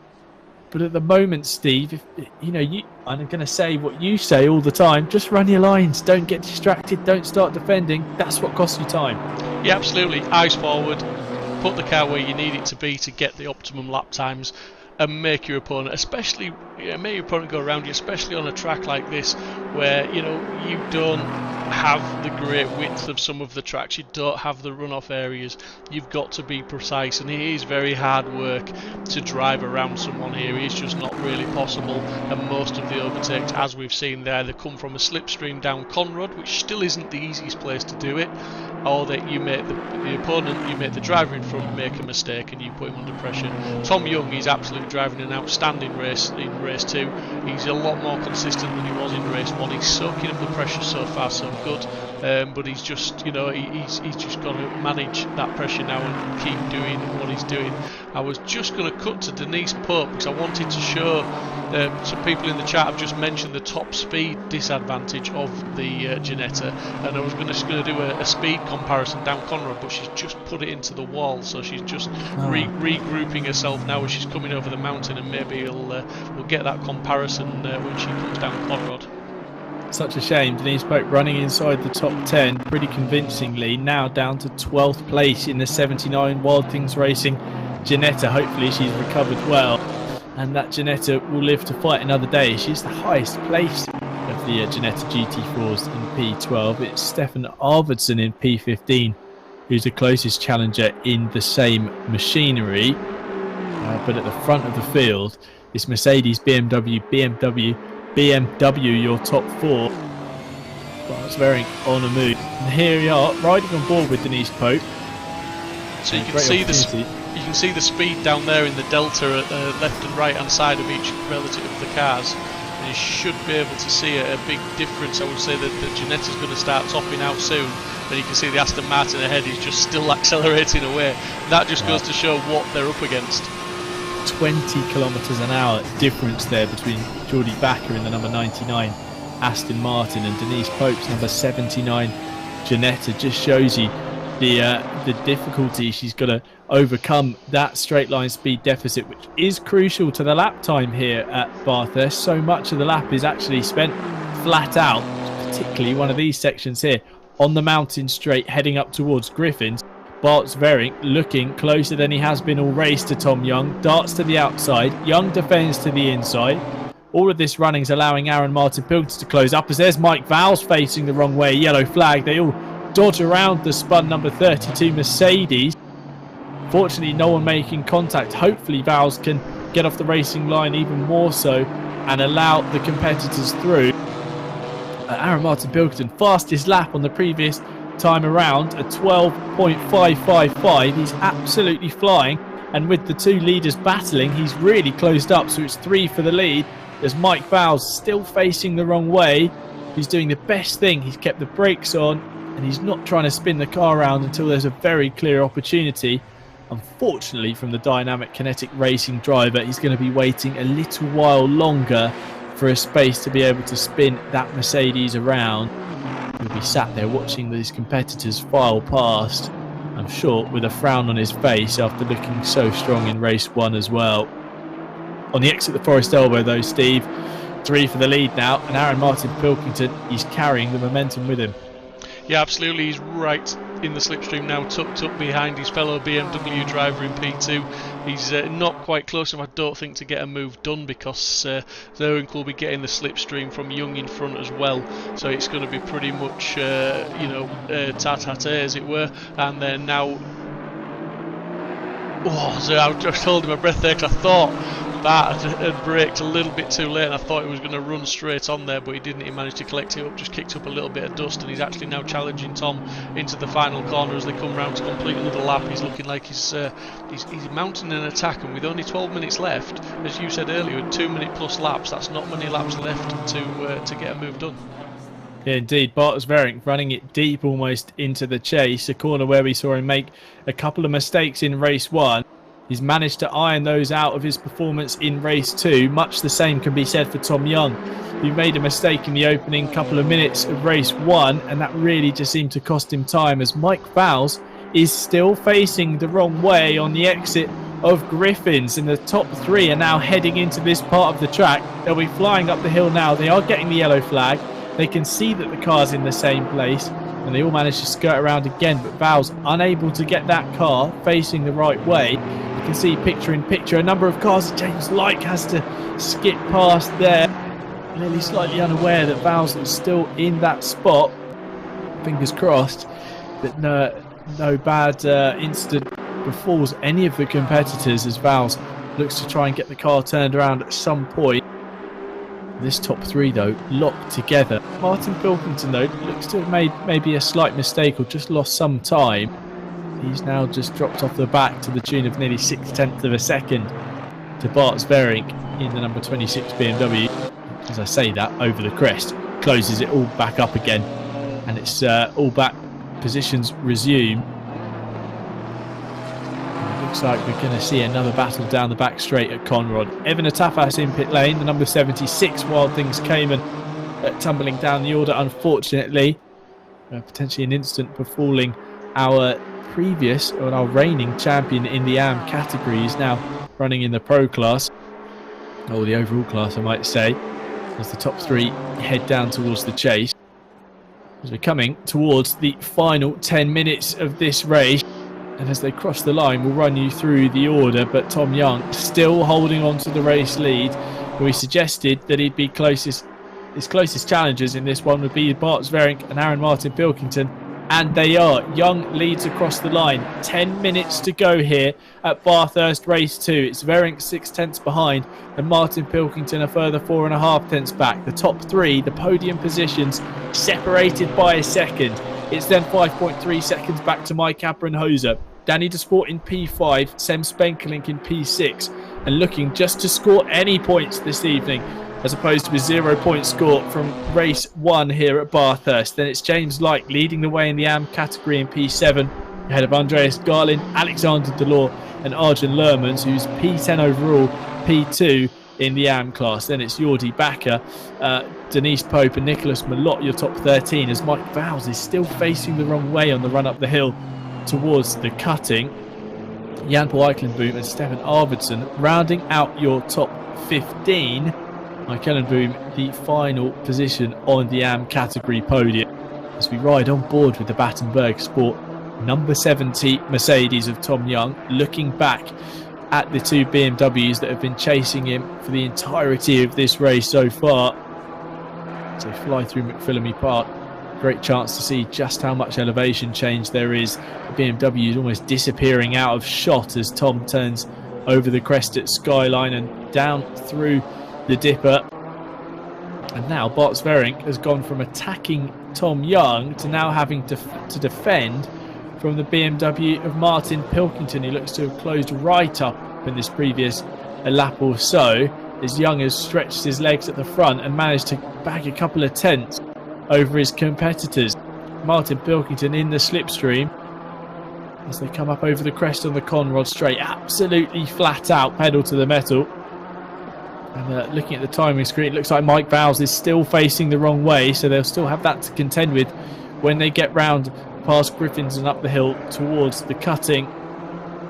Tom Young, though, getting a good run through the chase, still holds on to his race lead, Steve.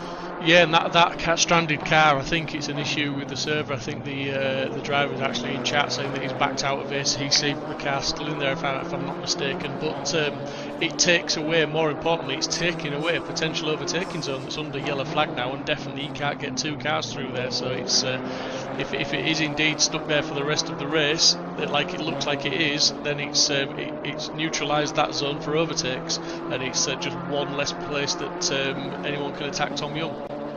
And that's crucial because Griffins is a great overtaking opportunity, but typically you see the move really settled on the exit if cars are running side by side.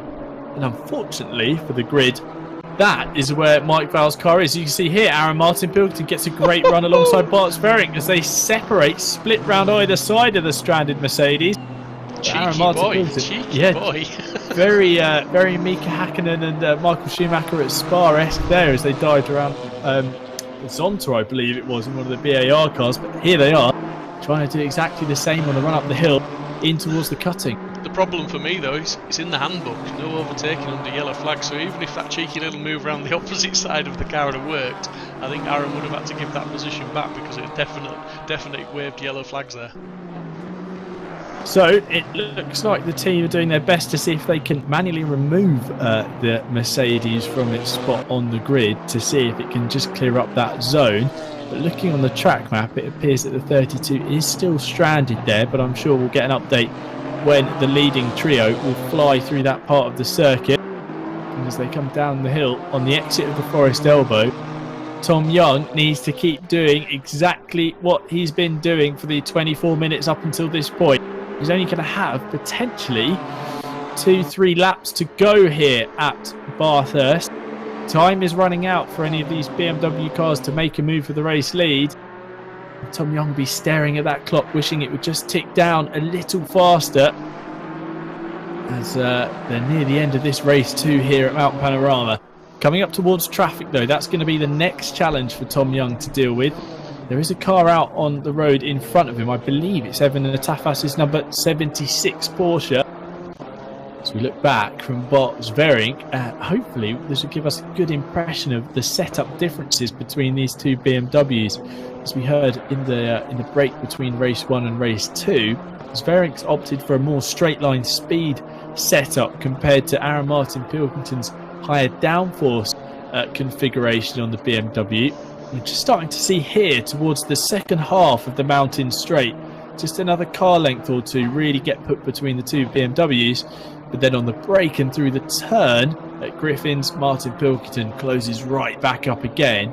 And it looks like, judging by the way they took the run up towards the cutting, Mike Val's Mercedes has been removed from the track. So it is green flag all around the circuit now, opening up an opportunity then for Aaron Martin Pilkington to potentially get the pass done for P2 as they did a glance across the wall on the run through the quarry.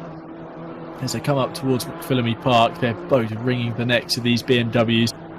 Facing the wrong way there was a Porsche on the inside. A little heart and mouth moment there. I wondered if that was our race leader, but it appears that Tom Young is continuing on his way. He did lose time, Tim. He did lose some time. I think he just touched one of the walls. Yeah, potentially as well, being distracted by the car spun off to the inside. It's difficult enough trying to keep your focus here at Bathurst, let alone when incidents are taking place around you. On the exit of the Forest Elbow, heading down the hill, as the camera pans round, you can see just how close Bart Sverring is, tucked in the slipstream. The straight line speed of this BMW is far superior to the Mercedes. Look at him closing in on the running towards the chase. Are we going to see a change for the race lead? Tom Young defends to the inside. Bart Sverring looks for the open lane on the outside, but can't get the job done. Young's going to close the door on the run through the right-hander and towards the final corner at Murray. Aaron Martin Pilkington will be licking his lips and ready to make a move should the opportunity present itself. Into the final corner, the left-hander. I believe we're going to have 2 laps to go here at Mount Panorama. Tom Young leads the way, 3/10 between him and Sverring. A further 3/10 between Sverring and Martin Pilkington. They are locked together here in this final 3 minutes of the race. But it looks like Sverring's close to make a strike and make a move for this race lead as they thunder up the mountain straight. Sverring far superior in the straight line speed, especially with this slipstream. Can he go to the outside? No, he was trying to hope, I believe, that Young would move over to the left-hand side and try and take his line. It's going to send one sailing up the inside into Griffin's Bend, but no change for now. And there's a red and white striped BMW looming large. Steve, one mistake is going to decide this one. It's very ran slightly wide into the cutting. Nearly allowed Aaron Martin Pilkington through, but you get the feeling it's going to be who can just survive this final 2 laps, because these guys are leaving everything out there on the track. Oh my word, yeah, they're just, attack turns into defence very, very quickly. For P2 at the moment, he's not having it all his own way, and he's really, he's got to defend the best he can while still trying to maintain a bit of an attack on P1. He's got it all to do now. As Pilkington, over the top of the mountain, we can see that he's running more downforce, he's got more grip. Maybe just a little bit of a kiss on the wall there, but he's definitely got more grip through the mountain. But he really, he just loses out down the straight on top speed massively. I mean, this BMW, there's just no comparison between the two. So here we go then, the penultimate time down the Conrod Straight. Aaron Martin Pilkington nowhere near able to challenge for P2. Bart Sverink doing his best to close back up on the race lead. Tom Young has led every single lap here at Bathurst in race 2. Can he hold on to a victory in this second race here at Mount Panorama? He looks to be doing the job so far. He's going to have one more lap of the 6.213 kilometre circuit to complete. He's so close to a maiden win here in the Simsport Racing International GT4 Championship, as Aaron Martin Pilkington looks to try and put a move on Bart Sverink into hell corner, or at least just distract him by filling the mirrors. He's been doing that for the last 20 plus minutes. The top 3, the class of the field, as they gap Mike Abramhoser and Danny Desfort in P4 and 5. Then it's Spenkelink in P6 ahead of James Lyke, Andreas Garlin, Alexander Delors and Arjen Lermans, your top 10. Tom Young has crucially done just enough to keep Bart Sverink at bay and through into one of the good overtaking opportunities here at Mount Panorama. He holds on to the race lead.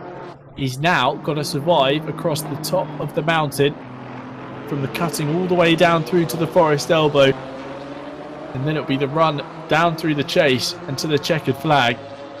He's got a lead of nearly a second, so he's battling behind. Sverink and Martin Pilkington are costing each other time. Tom Young just able to stretch his legs and build a bit more of a buffer over the BMWs. They head through McPhillamy Park for the final time. Steve, Tom Young can almost smell the checkered flag now. He's so close, but there's still a lot to do. Yeah, absolutely. I mean, I think, I'm just going to pull you up on a little bit of an understatement there. Tom Young's done just enough. I think Tom Young, he's led from lights out, and hopefully to flag he's coming over the mountain for the final time. And after, I hold my hands up, I wasn't quite sure he'd do this, because I thought he made too many mistakes in race 1, didn't have the consistency, but boy, has he proved us wrong. He's just coming down the Conrod Straight now for the final time. He's hopefully going to bring this home for P1 now, well deserved, while the other two battle over the scraps for second and third behind him. He's cleared off. He's never been really more than a second up the road. He's soaked up the pressure. He's driven impeccably well. Fantastic race. The BMWs have got more straight line speed. Certainly P2 has, but he's managed to be where he needs to be on the track, as it looks like Pilko's going to have a last gap dive into the final corner. Not quite close enough. So yeah, looks like Young's going to bring it home for the win. Well done, Tom. Taking the checkered flag, Tom Young, victory here in race 2 at Bathurst, and he celebrates with a wiggle of his number 70 Battenberg Racing Mercedes, crossing the line ahead of Bart Sverink and Aaron Martin Pilkington. Rounding out your podium, then it's Mike Abramhoser in P4 ahead of Danny Desfort, and then it's James Lyke who takes a fantastic AM-class victory. As to the line, Sem Spenkelink looks to have just got past Andreas Garlin for P7, and then P8, and then it's Alexander Delors in P9 ahead of Arjen Lermans. Geordie Backer's up to P11 after dropping out of race 1 ahead of Denise Pope, who had to settle for 12th place after the mistake mid-race. Jan Eikelenboom manages to lap a lot cleaner in this second race. Very less damage on the front end of his number 31 Mercedes compared to race 1. And Stefan Arvidsson comes home in P14. to round out the AM category podium. No, sorry, actually Jan Paul Eichenboom's rounding out the AM category podium. Sorry, Stefan. Then Colin Hines, race winner at Alton Park in the AM class, is in 15th place ahead of Tim Kralt, Xander Vale, Nicholas Malott in P18. Then we'll have Manuel Willems in the number 195 MRW Motorsports Mercedes taking the flag in P19 ahead of Lee Mosley in the number 75 Aston Martin. Daniel Hoekstra not really featuring in this race. He's had some strong runnings in this series, especially last season. Unfortunately not featuring too much today at Bathurst, but a difficult circuit nonetheless, with Alejandro Martinez in the number 7 Bronco Racing McLaren going to be taking the checkered flag in P22. I believe the last runner on the lead lap, as he rounds the chase for the final time and brings the car in towards the checkered flag after running through the left-hander at Murray's. But one driver that will be very happy to see the checkered flag, that was Tom Young, who managed to hold on to the race victory, but didn't just hold on, he did it in stellar fashion. Ironed out those mistakes, Steve, that he made in race 1, and that proved decisive in his route to victory here in race 2. Yeah, I can't say enough about him, to be honest. Fantastic drive this evening there, especially in race 2 there.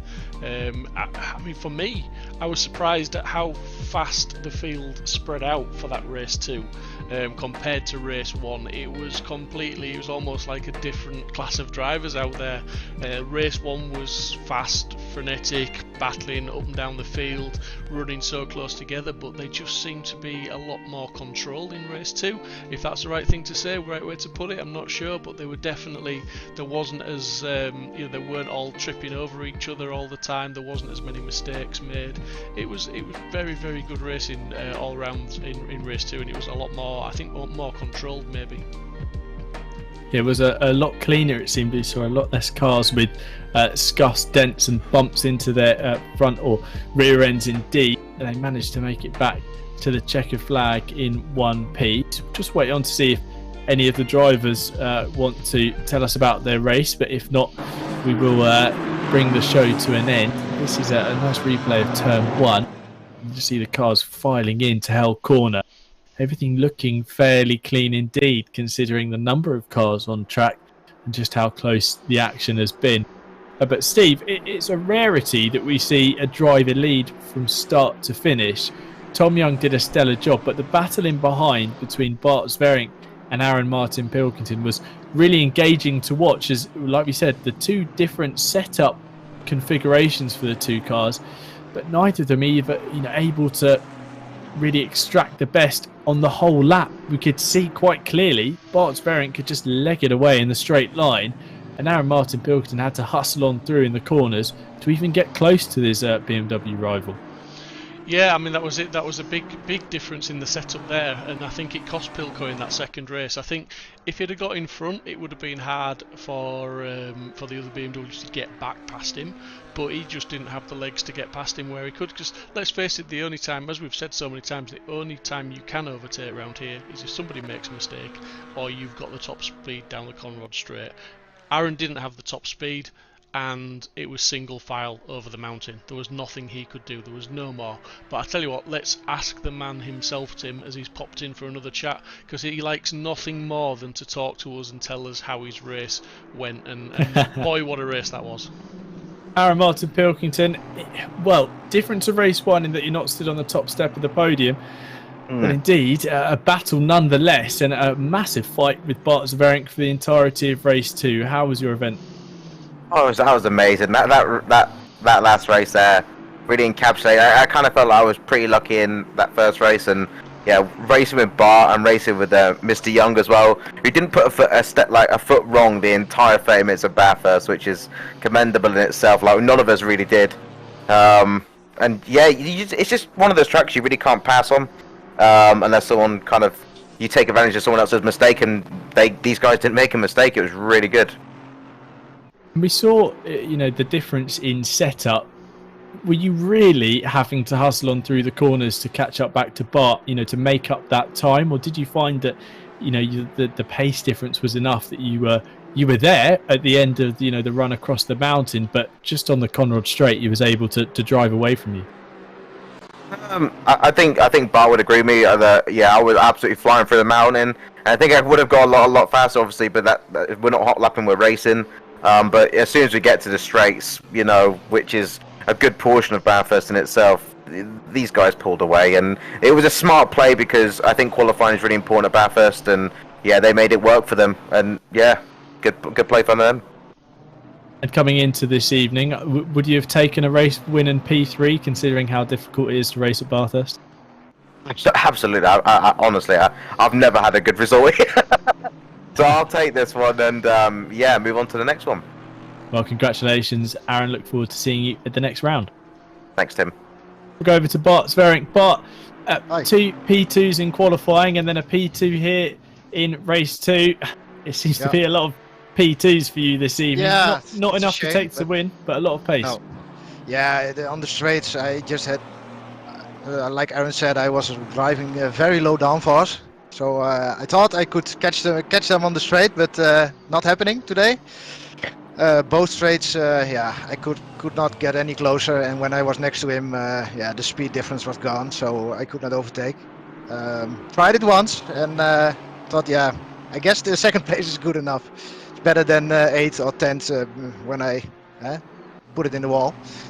So, but in the mountains, it was it was difficult to keep it on track, and especially when off throttle section, it was very slippery with the low downforce. So.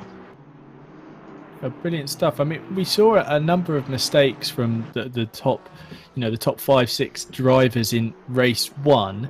Did you feel like you managed to iron out those errors in race 2 and have a much cleaner event? Yeah, race 1 was much more hectic. We were with 5 guys in one pack, and everybody was trying to overtake everybody. So. It's the first race. You don't know what's going to happen. You don't know what they are going to do. So you're a little bit nervous. So and you brake a little bit too late, and the mistake is made quite easy. So race 2 was very good. Was very good. No mistakes. Maybe a millisecond braking too late, but just we were copying each other. So. Just driving the same lap times and no possibility to overtake. So it was a great race. So I've got a question for both of you, and I'll go back to Aaron first for your response to this. How did you find the double-header event in GT4s? It's quite exciting to have 2 races in one evening, and almost can right the wrongs of race 1 or second opportunity to slip up. How did you find it, Aaron? I ain't getting any younger, Tim, and I really like the break in between the 2 races. I think the 30-minute format is something I would advocate for more than anything. It went before you even knew it. That second race, you just blink and 30 minutes is gone, and you're still in 3rd place. You're still in a cracking race, and I kind of feel like it gives you time to reset in between, which is really important because you can sometimes lose focus in an hour, or I certainly do. So I really advocate for the 30-minute races. I really like them. Bart, your thoughts on the double race format? First race with an hour was very good. I think it's the kind of track that the Bathurst 1 hour. I don't know if I can keep up. I'm totally broken at the moment. So the break in between was good, and I think it's for both formats is something to say for. So I like them both. Brilliant stuff. Well, thank you very much, the pair of you, for dropping in post-racing. Congratulations on your podium finishes this evening. Yeah, thank you. Steve, great to hear from Aaron and Bart there. 2 drivers that were pushing the absolute limits around the Bathurst circuit this evening, and both of them dragging some fantastic results out of the BMW. A double header, though, crucial towards the championship, and those are 2 drivers. Aaron Martin Pilkington is going to be leading the way, and Bart Sverink climbing up the order with 2 P2s. This evening could be crucial come the end of the season. Oh, for sure, yeah. I mean, that's an extra round's worth of points there for them, and all three of those drivers at the top three made the most of both races. It's fair to say. Tom Young was down a few positions in the first race, but still had a strong finish. So their championship standings, it won't have done them any harm at all. On the opposite side of the coin, there was a few guys further down than they would have liked to have been, and that will have cost them. That will have damaged their championship massively. So the double header, 2 30-minute races, I'm all for it. I thought that was fantastic racing tonight. I thought the qualifying session was great. I think personally I'd like to have seen 10 minutes qualifying maybe in the first race as well. I don't know. It was just so exciting. It was something new, it was something different, and it was great. But that second qualifying session was very, very exciting as well as the racing, wasn't it? It was, you couldn't build up to anything. You had to put everything out there and just go and do it straight away. Try and get that banker lap in, but then make every single lap count. It was intense, and I think it was hard work for the boys tonight. But I think, the boys and girls, Denise did very well. But I think they've all enjoyed it. I think most of them, I would like to think a lot of that will be positive feedback, and I think the racing was displayed how much they were enjoying it. There was lots and lots of close racing. Well, that concludes the action here from Mount Panorama, Bathurst, New South Wales. We've been the broadcast team, Tim Fulbrick and Steve Proudly, bringing the action from this double header of round 2 and round 3. Thank you very much for joining us. Plenty of people active in the chats across the streams. Thank you very much for giving us your time, and I hope you enjoyed the action. If you did, please like and subscribe to SRHI TV to stay across all the racing action here. Aaron Martin Pilkington in race 1, but a dominant Tom Young showed that he is a name not to ignore in this GT4 championship. Until next time, we see you then. Goodbye.